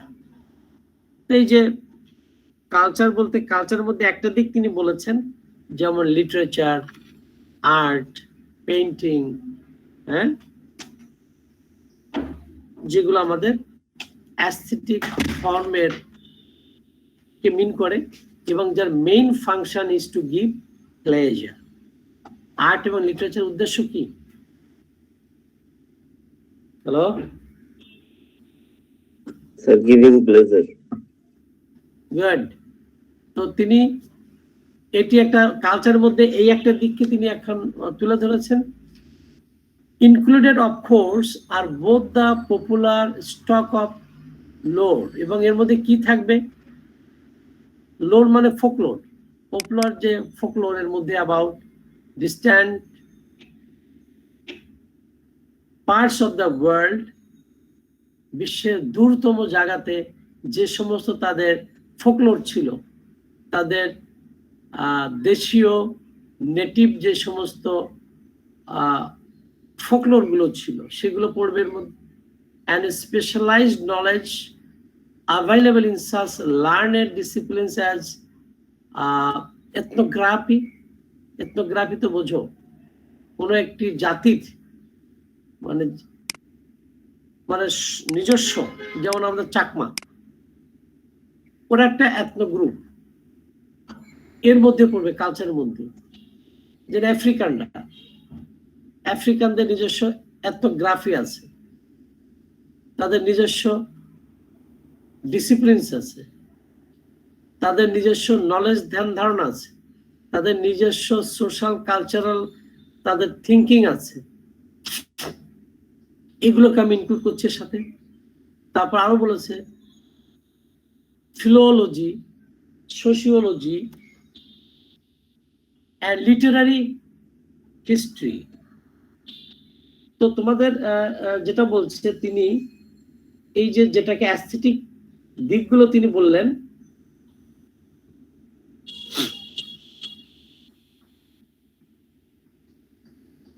Say aesthetic সেন্সের মধ্যে কোন কোন জিনিসগুলো ইনক্লুডেড? হিস্ট্রি, লিটারেচার, তাদের এথনোগ্রাফি, হিস্টোগ্রাফি বলেছে, তারপরে ফিলোলজি বলেছে। ফিলোলজি বোঝো তোমরা? ল্যাঙ্গুয়েজ ডেভেলপমেন্টের যে বিষয়গুলো থাকে সেগুলোকে বোঝায়, লিঙ্গুইস্টিক যে বিষয় জড়িয়ে আছে। সোশিওলজি। তো এই সবকিছু মিলেই হচ্ছে একটা কালচারাল একটা বিষয়। তাহলে এখানে এডওয়ার্ড সাইড কালচার বলতে কি বুঝিয়েছেন? তার একটা বলতে তিনি অ্যাস্থেটিক ফর্মস গুলোকে বুঝিয়েছেন, যার মধ্যে ইনক্লুডেড হবে এই সব বিষয়গুলো। এবং এগুলোর মধ্যে দিয়ে কি হয়, একটা গোষ্ঠী, একটা জাতির, একটা দেশের আত্মপরিচয়ের হাতিয়ার কিন্তু এগুলো। Since my exclusive focus here is on the modern Western empires of the 19th and 20th centuries. তাহলে 19th ও 20th century যেসব ওয়েস্টার্ন এম্পায়ার্স গুলো তৈরি হয়েছিল, আমি বিশেষ করে সেদিকেই ফোকাস করছি। I have looked especially at cultural forms as the novel. যেমন আমি এখানে নভেলকে কালচারাল ফর্ম হিসেবে এখানে গ্রহণ করছি। অনেকগুলো বলার পরে তিনি বলছেন 19th এবং 20th সেঞ্চুরি যে কলোনিগুলো হয়েছিল তাদের রিফ্লেক্ট করতে গিয়ে আমি মূলত নভেলকে একটা কালচারাল ফর্ম হিসেবে মেইনলি ধরেছি, specially which I believe were immensely important in the formation of imperial attitudes. এই সমস্ত নভেলগুলো ইম্পেরিয়াল অ্যাটিটিউড তারা গড়ে তুলতে সাহায্য করেছিল। রেফারেন্সেস সেখানে পাওয়া যায় নভেলগুলোর মধ্যে, অ্যান্ড এক্সপেরিয়েন্সেস এবং অভিজ্ঞতা। অর্থাৎ এই সমস্ত নভেলগুলো সেই 20th এবং 19th সেঞ্চুরির যে কলোনিয়াল রুলিং এর যে এক্সপেরিয়েন্স এবং সেখানে যে বিভিন্ন ঘটনা, তার রেফারেন্স এবং ইম্পেরিয়াল অ্যাটিটিউডস ইত্যাদিগুলো ফুটে উঠেছে। সো তিনি যে কালচারের কথা এতক্ষণ আমাদের বললেন, এখন স্পেশালি কালচার কোন দিকটাকে তিনি এখানে ফোকাস করছেন? নভেলটাকে। The novel is a part of culture. You understand? আরো বলছে I do not think that only the novel was important. আমি বলছি না যে একমাত্র নভেলই ছিল important, but that I consider it the aesthetic object. কিন্তু আমি এর aesthetic objectটা হিসেবে নিচ্ছি, whose connection to the expanding societies of Britain and France. এবং ফ্রান্স এবং ব্রিটেন এরা যে উপনিবেশ সৃষ্টি করেছিল, তারা যে সমাজ ব্যবস্থা গড়ে তুলেছিল, এই ক্ষেত্রে এই নভেলটার একটা অ্যাস্থেটিক সেন্স ছিল। is particularly interesting to study. অধ্যয়নের জন্য খুবই ইন্টারেস্টিং এবং এটাই তিনি এখানে আলোচনা করছেন। The prototypical modern realistic novel is Robinson Crusoe. For example তিনি কোনটাকে নিয়েছেন? রবিনসন ক্রুসোকে। 19 এবং 20th সেঞ্চুরিতে যে কলোনাইজেশন হয়েছে, ইম্পেরিয়ালিজম হয়েছে, এর পক্ষে কিছু কিছু রাইটিং ছিল, স্পেশালি বলেছে নভেল যে পার্ট অফ কালচার, যারা এই ব্রিটিশ বলো বা ইউরোপিয়ান যে ইম্পেরিয়ালিস্টিক কালচার এটাকে তারা ফোকাস করেছিল। তার মধ্যে প্রথম নামটি বললেন রবিনসন ক্রুসো, বিকজ তোমরা জানো যে there is a theme of colonisation and imperialism in Robinson Crusoe. যা শিপরেক হয়েছিল, সে একটি আনইনহেবিটেড আননোন একটি দ্বীপে গিয়ে উঠেছেন। সেই দ্বীপে তিনি কি করেছেন? তার পাওয়ার এক্সারসাইজ করেছেন, তার মেধা এবং পাওয়ার এক্সারসাইজ করে। তোমরা জানো ওখানে ক্যানিবাল ছিল, কাউকে সে হত্যা করেছে, তাদের ক্যাপটিভ করেছে, করে সে নিজের কাজে ব্যবহার করেছে। একটা ক্যাপটিভ যে ছিল ফ্রাইডে, তাকে সে তার কৃতদাস বানিয়েছে, তাকে ভাষা শিখিয়েছে, ধর্ম শিখিয়েছে, এবং এখানে সে এগ্রিকালচারের কাজ করেছে, আবাসন গড়ে তুলেছে। এই করে করে ওই ল্যান্ডটাকে সে পুরোপুরি নিজের নিয়ন্ত্রণে নিয়েছে। He is just like a coloniser, just like an imperial ruler. তার মানে কি? এটা কলোনাইজেশন এবং ফিউডালিস্টিক একটা সোসাইটি সে সেখানে গড়ে তুলেছে। এই নভেলটা পড়লে আমরা কি বুঝবো? ব্রিটিশরা উৎসাহিত হচ্ছে, পিপলরাও দেখছে ঠিকই তো ব্রিটিশরা আসছে আমাদের এইরকম জায়গাতে, এসে আমাদের শাসন করছে, ঠিক আছে, আমাদের এ চাষ সে চাষ এটা সেটা দিচ্ছে, রবিনসন ক্রুসোর মতো। তো যারা পজিটিভলি এটা কেউ কেউ নিয়েছে, ইম্পেরিয়ালিস্ট অবশ্যই এটাকে পজিটিভ হিসেবে দেখিয়েছে। তো কিছু কিছু নভেল আছে এরকম ইঙ্গিত দিয়েছে, যেমন Robinson Crusoe. A great deal of recent criticism has concentrated on narrative fiction. তাহলে এই যে আমাদের এডওয়ার্ড সাইডের যে এসিটি আমরা পড়ছি, এটা মূলত ফোকাস করছে কি? Narrative fiction. ন্যারেটিভ ফিকশন মানে নভেলের কথা বলছেন। Yet very little attention has been paid to its position in the history and world of empire. Readers of this book will quickly discover that narrative is crucial to my argument here. My basic point being that stories are at the heart of what explores and novelists say about strange regions of the world. They also become the method colonized people used to assert their own identity and the existence of their own history. এই যে কথাটা Edward side বলতে চাচ্ছেন, যে তিনি তার এই বইটাতে দেখাচ্ছেন যে কলোনিয়াল পিরিয়ডে যে সমস্ত নভেলগুলো লেখা হয়েছিল, সেই নভেলগুলো কি করেছিল? এই বিভিন্ন যে রিজিয়নস অর্থাৎ কলোনাইজড যে সমস্ত কান্ট্রিজগুলো, টেরিটরিজগুলো, সেগুলোকে তারা কলোনাইজড পিপল যারা ছিল তাদের আইডেন্টিটি এবং তাদের এক্সিস্টেন্স ইত্যাদি তুলে ধরেছিল ওই সমস্ত নভেলগুলো। The main battle in imperialism is over land, of course, but when it came to who owned the land, who had the right to settle and work on it, who kept it going, who owned it back, and who now plans its future, these issues were reflected, contested, and even for a time decided in narrative. এই নভেলগুলো কি দেখিয়েছে মূলত, যে এই যে imperialism, এটা কি overland, এটা কি কেবলমাত্র জিওগ্রাফিক্যালি ছিল, নাকি it came to who own the land, নাকি এই ল্যান্ডের আসল মালিক কে, who had the right to settle, এই ল্যান্ডে কাদের বসবাস করার সুযোগ আছে, অ্যান্ড ওয়ার্ক অন ইট, এবং কারা এই কলোনাইজড টেরিটরিতে কাজ করতে পারবে, হু কেপ্ট ইট গোয়িং, কে এটাকে অব্যাহত রাখবে, হু ওন ইট ব্যাক, পরবর্তীতে মালিক কে হবে, and who now plans its future, কে এখন এই ল্যান্ডটির ভবিষ্যৎ নিয়ন্ত্রণ করে। This issues were reflected, contested. এই ইস্যুসগুলো বিভিন্ন ফিকশনে আমরা খুঁজে পাই। তাহলে এই যে ফিকশনগুলো, যেমন কতগুলো ফিকশনের নাম আমরা বলেছি আগে,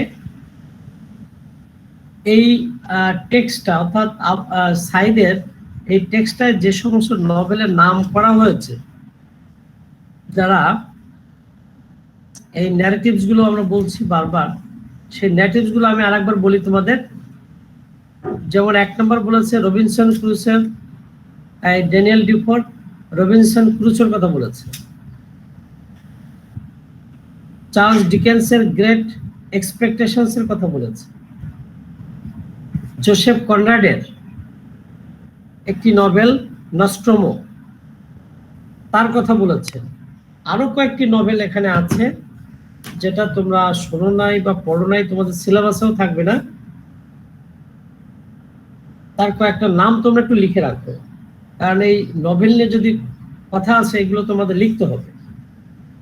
আর একটা নাম লেখো, রবার্ট হিউজেস লেখা একটা নভেল যার নাম হচ্ছে দ্য ফ্যাটাল শোর। শোর মানে কি? উপকূল, যেটি দ্য ফ্যাটাল শোর। এটি এই নভেলটির লেখা রবার্ট হিউজেস। হিউজেস বানান HUGHES। আরো একটি নভেলের নাম বলেছেন এখানে, তার নাম হচ্ছে দ্য রোড টু বোটানি বে।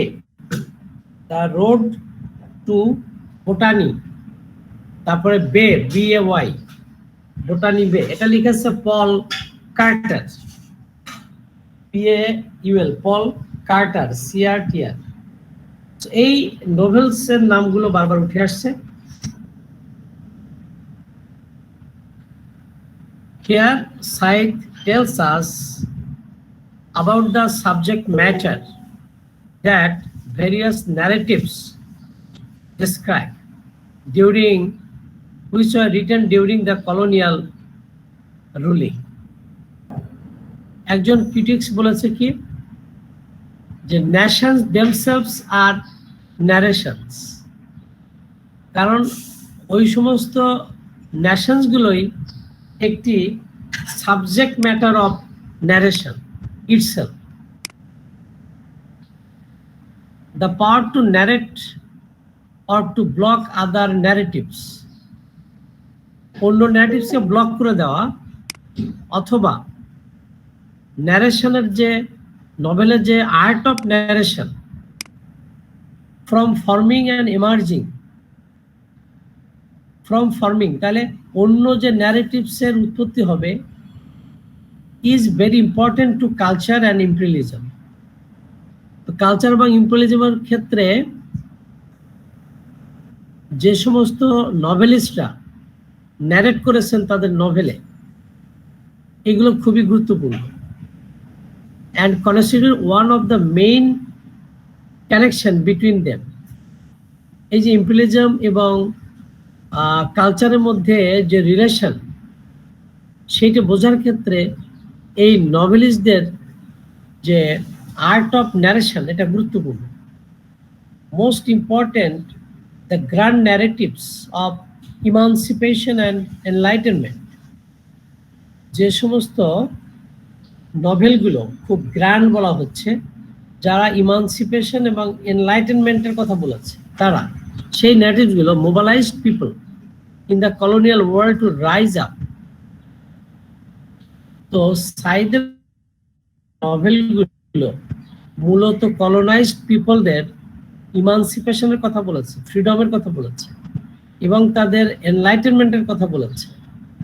সেই নভেলগুলো তাদেরকে ইন্সপায়ার করেছে, মোবিলাইজ করেছে, মানে ইন্সপায়ার করেছে তাদেরকে, কলোনাইজড পিপলকে কি করার জন্য, টু রাইজ আপ, মানে উঠে দাঁড়াতে, জাগ্রত হতে, and throw up imperial subjection, এবং সাম্রাজ্যবাদী দাসত্ব শৃঙ্খলকে ছুঁড়ে ফেলার অনুপ্রেরণা জুগিয়েছে সেই সমস্ত grand narratives. In the process, many Europeans and Americans were also stirred by these stories. এবং অনেক আমেরিকান বা ইউরোপিয়ানরাও তারা অনুপ্রাণিত হয়েছে, আন্দোলিত হয়েছে এই ন্যারেটিভস দ্বারা, অ্যান্ড দেয়ার প্রোটাগনিস্ট, এবং ওই ক্যারেক্টার্সগুলো দ্বারা তারা উদ্বুদ্ধ হয়েছে। And they too fought for new narratives of equality and human community. Important কথা এগুলো, এই জায়গাটা দাগ দিয়ে রাখো, এই যে most important the grand narrative, যেটা এখান থেকে শুরু করে এই পর্যন্ত।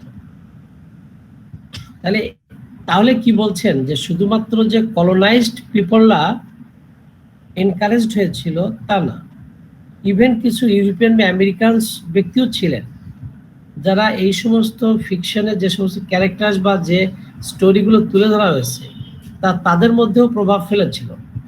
যেমন এখানে বলে না, আমি তোমাদের বুঝাতে গিয়ে বলি, তোমরা যে ইয়েটা পড়ে আসছো তোমার থার্ড ইয়ারে, অরণ্যকে পড়ে আসছো তোমরা, আফরাবেনের। তা আফরাবেন হোয়াইট ছিলেন নাকি ব্ল্যাক ছিলেন? তো আফরাবেন নিজে ছিলেন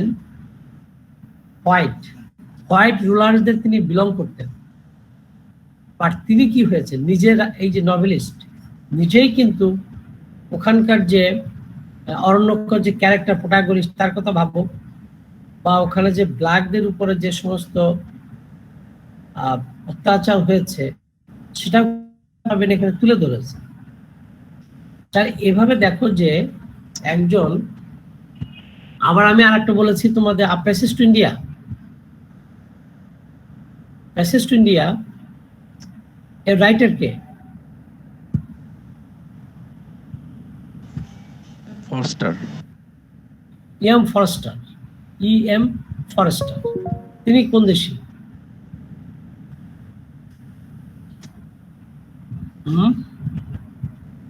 খোদ ব্রিটিশ,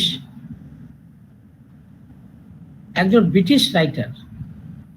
তিনি লিখলেন আ প্যাসেজ টু ইন্ডিয়া, এবং ব্রিটিশ পিপলরা এটাকে রিজেক্ট করেছিল, এই নভেলটি তারা পড়েনি। কেন? এই প্যাসেজ টু ইন্ডিয়ার মধ্যে ক্রিটিসিজম ছিল কার? ব্রিটিশ কলোনাইজারদের। এই জন্য তারা এটা তখন পড়েনি।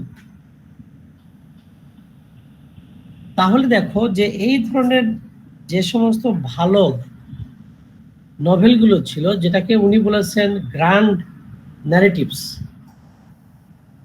ইভেন রাইটারও কি হয়েছে, কনরাডের কথা একটু পরে বলবে। কনরাড ওয়াজ বোথ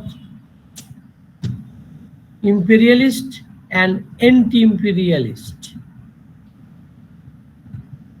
তো এই কথাগুলো এখানে বলেছে। You understand?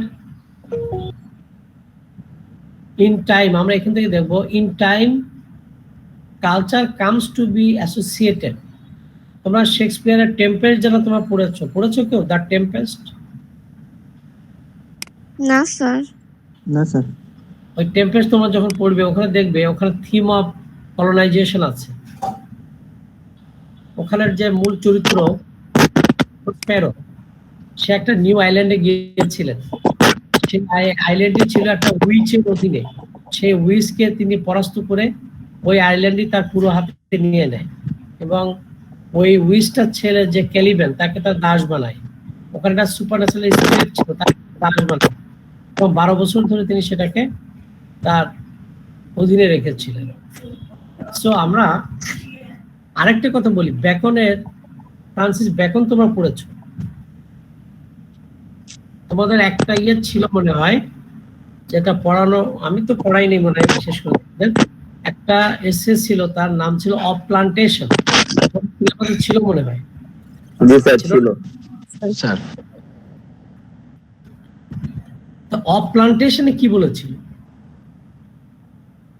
কলোনাইজেশনের কথা স্যার। কলোনাইজেশনের কথা বলছে, plant, how to plant A colonisation.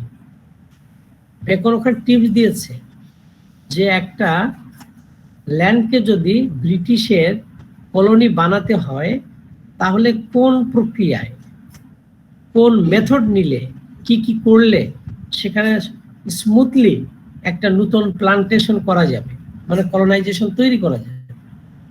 So দেখো বিভিন্ন ন্যারেটিভ, সেই কলোনাইজেশন শুরু হয়েছে তো অনেক আগে থেকে, কুইন এলিজাবেথের সময় আমেরিকা কলোনি তৈরি করে তারা, যে কারণে এলিজাবেথিয়ান যুগের অনেক টেক্সটে আমরা এই কলোনাইজেশন পাই। In time culture comes to be associated, এবং এই কালচারটি কার সাথে যুক্ত হয়ে গেছে?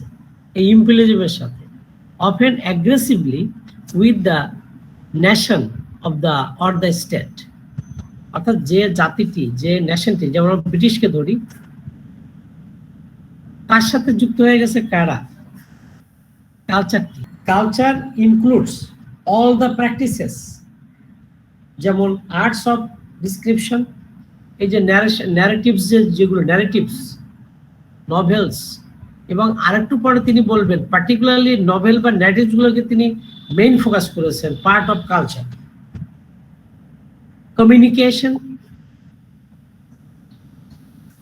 folklore, the knowledge of philosophy, philology, sociology and literary history,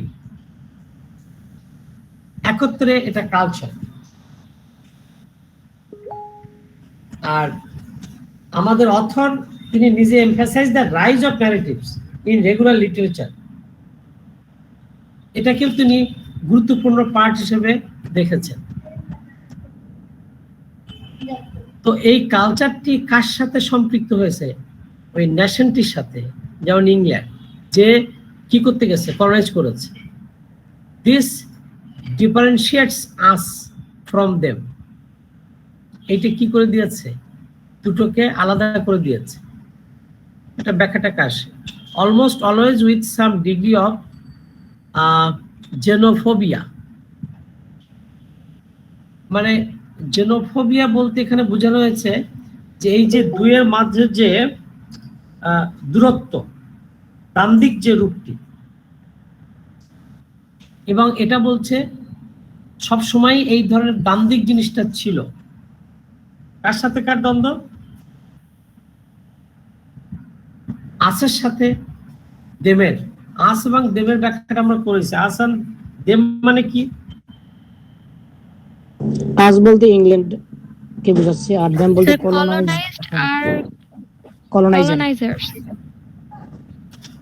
হ্যাঁ, এই দুইয়ের মধ্যে যে বিরোধ, সেটা সবসময় যে ছিল, এই ন্যারেটিভস গুলোর মধ্যে দিয়ে আমরা সেটা পাচ্ছি। তাহলে এই যে দ্বন্দ্বিক দুইয়ের মাঝে যে ডিসলাইকিং যে বিষয়টি, যেটাকে বলা হয়েছে জেনোফোবিয়া। জেনোফোবিয়া হচ্ছে দুটো গ্রুপের মধ্যে যে ডিস্টেন্স অফ ডিসলাইকিং থাকে, অপছন্দ, ঘৃণা, দ্বন্দ্ব, কনফ্লিক্ট, সোজা কথা, আর ডিগ্রি অফ কনফ্লিক্ট।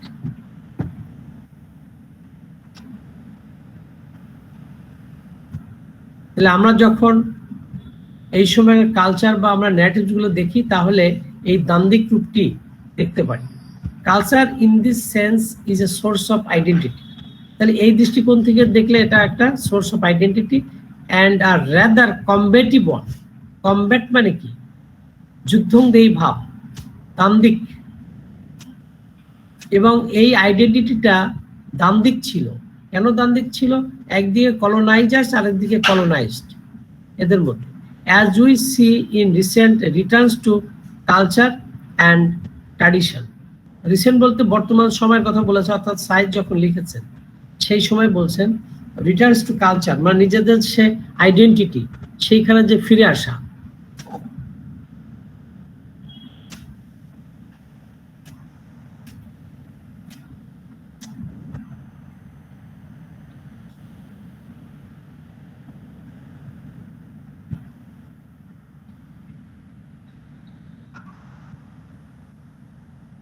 আচ্ছা, এই জায়গাটাও দেখো, এটা ইম্পর্টেন্ট।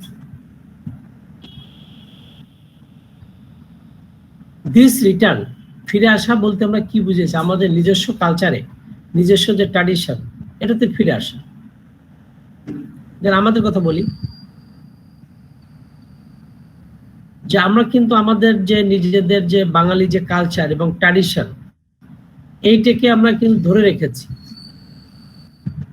ব্রিটিশ বা পশ্চিম পাকিস্তানি যে কালচারটা আমাদের মধ্যে ঢুকানোর চেষ্টা করা হয়েছিল বা কিছুটা ঢুকেছিল, সেখান থেকে প্রত্যাবর্তন।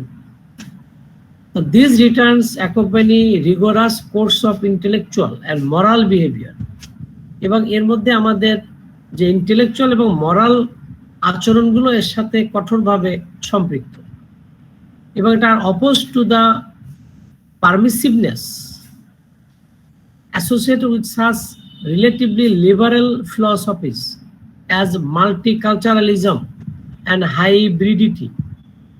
তো এখানে মাল্টিকালচারিজম বোঝো তো? মাল্টিকালচার মানে কি? আমাদের এখন গ্লোবাল, আমরা যে বলি যেটা এখন হচ্ছে গ্লোবালাইজেশনের যুগ, এখানে বহু কালচার ঢুকবে, এর মধ্যে কি হবে? ইন্টারাকশন হবে। এই যে কনসেপ্টটা, লিবারেল কনসেপ্ট। এটা হাইব্রিডিটি মানে কি? যেমন আমরা যাচ্ছিলাম, এর সাথে নতুনটা ঢুকে হাইব্রিড হয়ে গেছি আমরা। তো কালচারাল ক্ষেত্রে এই যে হাইব্রিডিটি, এর অপোজিট রূপ হচ্ছে কোনটি? রিটার্ন টু নিজস্ব যে culture. The return to culture or tradition is opposed to the liberal concept of multiculturalism and hybridity. এর অপোজিট। আমরা কি বলছি এখন? আমরা কালচারাল অ্যাগ্রেশনটাকে আমরা এখন প্রতিহত করার কথা বলছি। টিকটক বন্ধ করে দিচ্ছে কেউ কেউ, আমরা এখন বন্ধ করি নাই। অনেক দেশে কিন্তু এই ধরনের কিছু অ্যাপ কি হয়ে যাচ্ছে, বন্ধ করতেছে তারা, কারণ দেখছে এগুলো আমাদের মধ্যে অপসংস্কৃতি ঢুকাই দিচ্ছে, মরাল ডিকাডেন্স ঢুকিয়ে দিচ্ছে। সো মাল্টিকালচারালিজমের যে দৌরাত্ম্য, যেটা অ্যাগ্রেসিভ হয়ে গেছে আমাদের এখন আশাক পোশাক চালচলনে, আমরা হলিউড বলিউড এদেরকে ফলো করছি, নিজস্বটা থাকছে না। তো বলছে যখন কলোনিয়াল রুলিং চলছিল তখন তো এই কাজটি হয়েছিল। একটা নতুন কালচার কলোনাইজড টেরিটরিজের সৃষ্টি করেছিল কারা? কলোনাইজাররা। তাদেরটা ইনজেক্ট করে দিচ্ছিল কলোনাইজড পিপলের মধ্যে, এবং একটা হাইব্রিড সৃষ্টি করেছিল তারা, হোয়াটএভার। কিন্তু এই সমস্ত গ্র্যান্ড যে ন্যারেটিভস গুলো, এগুলো আমাদের নিজস্ব আইডেন্টিটি গুলো খুঁজে পেতে সাহায্য করেছিল। আর যখনই আমরা কনসাস হলাম, বুঝতে পারলাম যে আমরা আগ্রাসন, কালচার আগ্রাসনে পড়ে যাচ্ছি, তখন ওই সময়কার কলোনাইজড টেরিটরিজের পিপল গুলো তারা রিটার্ন করা শুরু করেছে, return to their native culture এবং ট্র্যাডিশন।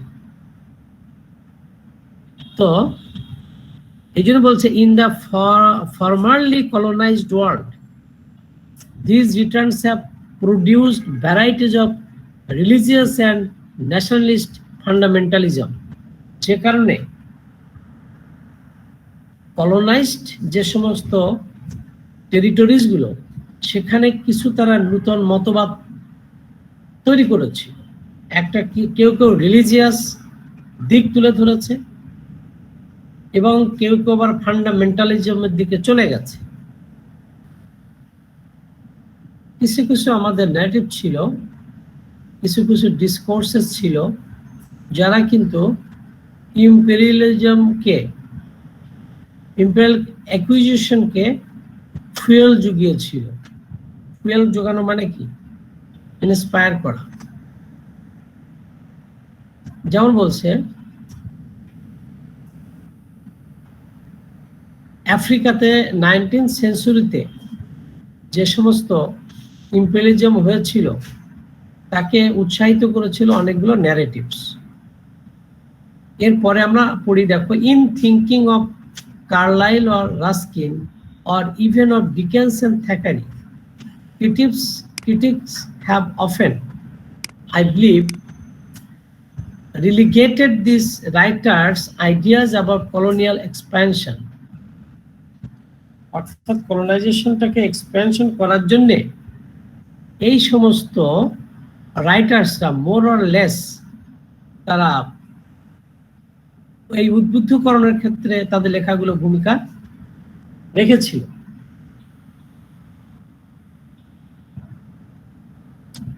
যে সমস্ত লেখকের কথা আমরা এখানে বললেন তারা এই কাজটি করেছিল।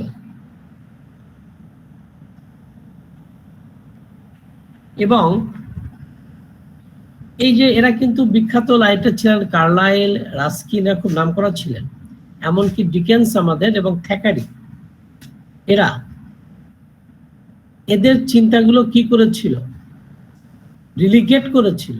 রিলিগেট মানে কি, একটু লোয়ার করে নিচে নিম্নগামী করা। This writers ideas about colonial expansion, এদের যে ধারণাগুলো তা তাদের চিন্তাকে কিছুটা হলেও কলুষিত করেছিল। কেন? কারণ তারা কলোনিয়াল এক্সপ্যানশনের যে দৃষ্টিভঙ্গি প্রকাশ করেছিল, অর্থাৎ যা সাপোর্ট দিয়েছিল কলোনাইজেশনকে, এবং কি বলছে, ইনফিরিয়র রেসেস, এরা বলতে চেয়েছে এই যারা কলোনাইজড হয়েছে এরা একটু ইনফিরিয়র রেসেস, নিকৃষ্ট। যারা কলোনাইজার্স তারা সুপেরিয়র, আর যারা কলোনাইজড তারা ইনফেরিয়র। অর নিগার্স, নিগার্স মানে ব্ল্যাক পিপল, ব্ল্যাক কালচার, যারা a very different department from that of culture, culture being the elevated area of activity. Culture তো কি উন্নত মানের যে এরিয়া, সেটা নিয়ে কাজ করে culture, in which they truly belong and in which they did their really important work. এবং এই সুপিরিয়র যারা, তাদের কাজ কি? তাদের কাজ হচ্ছে ইনফিরিয়রদের যে কালচারটি ওটাকে এলিভেট করা, সিভিলাইজ করা। অর্থাৎ এদের লেখাতে এই ধরনের দৃষ্টিভঙ্গি ফুটে উঠেছিল যে the colonisers, for example western যে কান্ট্রিজগুলো, they had their civilization and culture, they were superior and they had the right to civilize or culturize the niggers or the inferior races. Here Edward Said makes criticism of some writers who added fuel to colonization. তাদের নাম এখানে বলেছে। কেন? They indirectly encourage colonial acquisition, colonial expansion by creating this notion that the colonized people are basically inferior races. They are uncultured, uneducated, uncivilized. এমন একটি নোশনটা তুলে ধরা হয়েছে। So the colonizers, the imperial rulers belonging to superior class have the right to civilize them, to colonize them. এমন একটি Notion indirectly এই সমস্ত narratives দ্বারা সৃষ্টি করেছে, যার সমালোচনা করেছে। The novels and other books I consider here, I analyze because first of all, I find them estimable, প্রশংসনীয় and admirable works of art and learning. তো এই যে নভেলগুলো বা যে ন্যারেটিভসগুলো, এগুলোকে তিনি বলছেন admirable works of art and learning. এটা শিল্প কাজ, এবং এটা শিক্ষণীয় আছে অনেক কিছু। In which I and many other readers take pleasure, আমি এবং আমার মতো অনেক পাঠক এর পড়ে আনন্দ পাই। And from which we drive profit, এবং কিছু লাভও করি আমরা এখান থেকে পড়ে উপকৃত। তো আমরা আগেই বলেছিলাম যে কালচারের দুটো দিক আছে। একটা বলেছিলাম কি, যে it is a kind of aesthetic work, এবং যা আমাদের আনন্দ দেয়। এখানেও কবি আমাদের রাইটার সেটা বললেন। সেকেন্ড কি দেখা যায়, the challenge is to connect them not only with that pleasure and profit, but also with the imperial process of which they were manifestly and unconcealedly apart. তো এরপরে তিনি বলছেন, আমি ফার্স্টলি ঠিকই আছে যা আনন্দ পাই বা এর থেকে কিছু আমরা information pi, learning pi, but at the same time তিনি সেকেন্ড একটা বিষয়ের উপর গুরুত্ব দিয়েছেন। সেটা কি, চ্যালেঞ্জ আছে এর মধ্যে, একটু কানেক্ট দেন ওই আনন্দটাকে বা প্রফিট আমি যাই পাই না কেন, এই ন্যারেটিভস গুলোকে কানেক্টিভলি দেখতে হবে। কার সাথে? Them not only with that pleasure, এটা যে খালি আনন্দ দেয় অ্যান্ড প্রফিট বা আমাকে কিছু লার্নিং দেয়, প্রফিট দেয়, but also with the Imperial process, এর মধ্যে সাম্রাজ্যবাদী কি প্রক্রিয়া সেটাও কিন্তু অনুধাবন করতে হবে।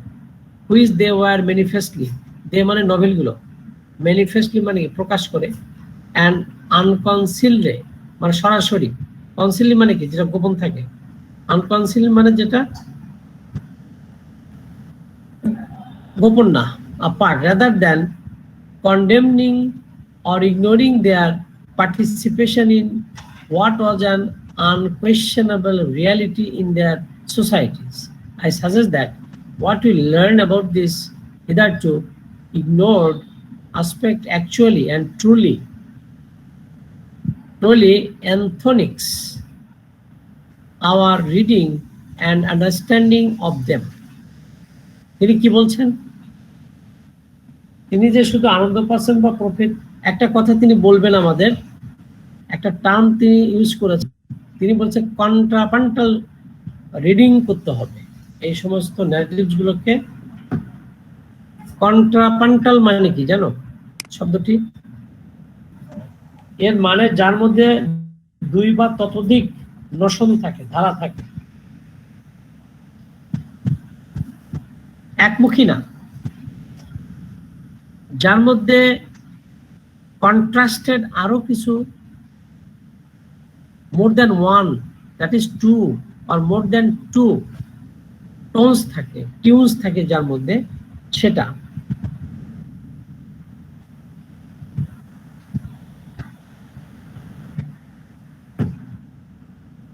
এর মানে হচ্ছে আমরা যখন একটা ন্যারেটিভস পড়বো, এই ধরনের ন্যারেটিভস এর কথা বলেছেন, এই ন্যারেটিভস পড়ার সময় আমাদের সেটা হতে হবে কন্ট্রাপান্টাল। তার মানে কি, এর মধ্যে কি আছে? উপরে দেখছি কি অ্যাপারেন্টলি আমরা একটা জিনিস দেখছি, যেমন অ্যাপারেন্টলি এই ন্যারেটিভস গুলো কি বলছে, এটাই এনকারেজ করছে আমাদের যে কলোনাইজেশন একটি ভালো জিনিস, একটা developed, powerful, economically solvent, culture, civilised একটি ন্যাশন আমাদের ল্যান্ডে এসে আমাদেরকে খাওয়াচ্ছে, পড়াচ্ছে, আমাদের উন্নতি করছে। এই যে নোশনটি, উপরে কিছু ন্যারেটিভস আছে, সে পড়লে আমরা দেখব উপরে সেখানে কলোনাইজেশনের বা ইম্পেরিয়ালিজমের পজিটিভ যে দিকটা তারা হাইলাইট করছে। কিন্তু আমরা যদি শুধু ওই দিকটা দেখি, কিন্তু এর ভিতরে আর কি আন্ডারলাইং বিষয় আছে যা আমরা জানি না বা বুঝতেও চেষ্টা করি না। কিন্তু সাইদ বলেছেন না, আমাদের রিডিংটা এরকম হবে না, এরকম স্কিমিং করলে হবে না। স্কিমিং বোঝো? স্কিমিং কি? স্কিমিং মানে ভাষা ভাষা, উপরে যা যা আছে উপরে উপরে বোঝা। স্কিমিং করলে হবে না, এটা হতে হবে স্ক্যানিং। জানো স্ক্যানিং? স্ক্যানিং কাকে বলে? To রিডিং the এর word. আছে। স্ক্যানিং মানে কি? একটা পুঙ্খানুপুঙ্খ রূপে খুঁজে দেখা, স্ক্যানিং। তো কন্ট্রাপান্টাল রিডিং বলতে সাইদ বুঝিয়েছেন আরো ডিপে যাওয়া, যেখানে আন্ডারলাইং আর কি কি দিক নিহিত আছে, যেটা সারফেস মিনিং এর থেকে আলাদা, এমনকি কখনো কখনো সেটা অপোজিট, সেটাও বুঝতে হবে।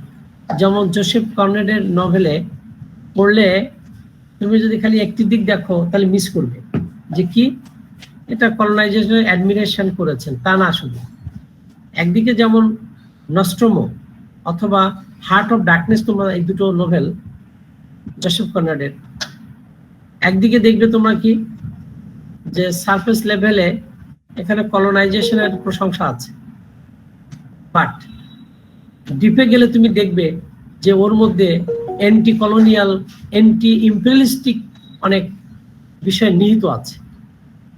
সো কন্ট্রাপান্টাল রিডিং করলে এটা আমরা বুঝতে পারবো, এটাই বলেছেন তিনি। তো গ্রেট এক্সপেকটেশনস এ কি ঘটেছিল? এই great expectations is a narrative in which we find the admiration and appreciation of the process of colonization.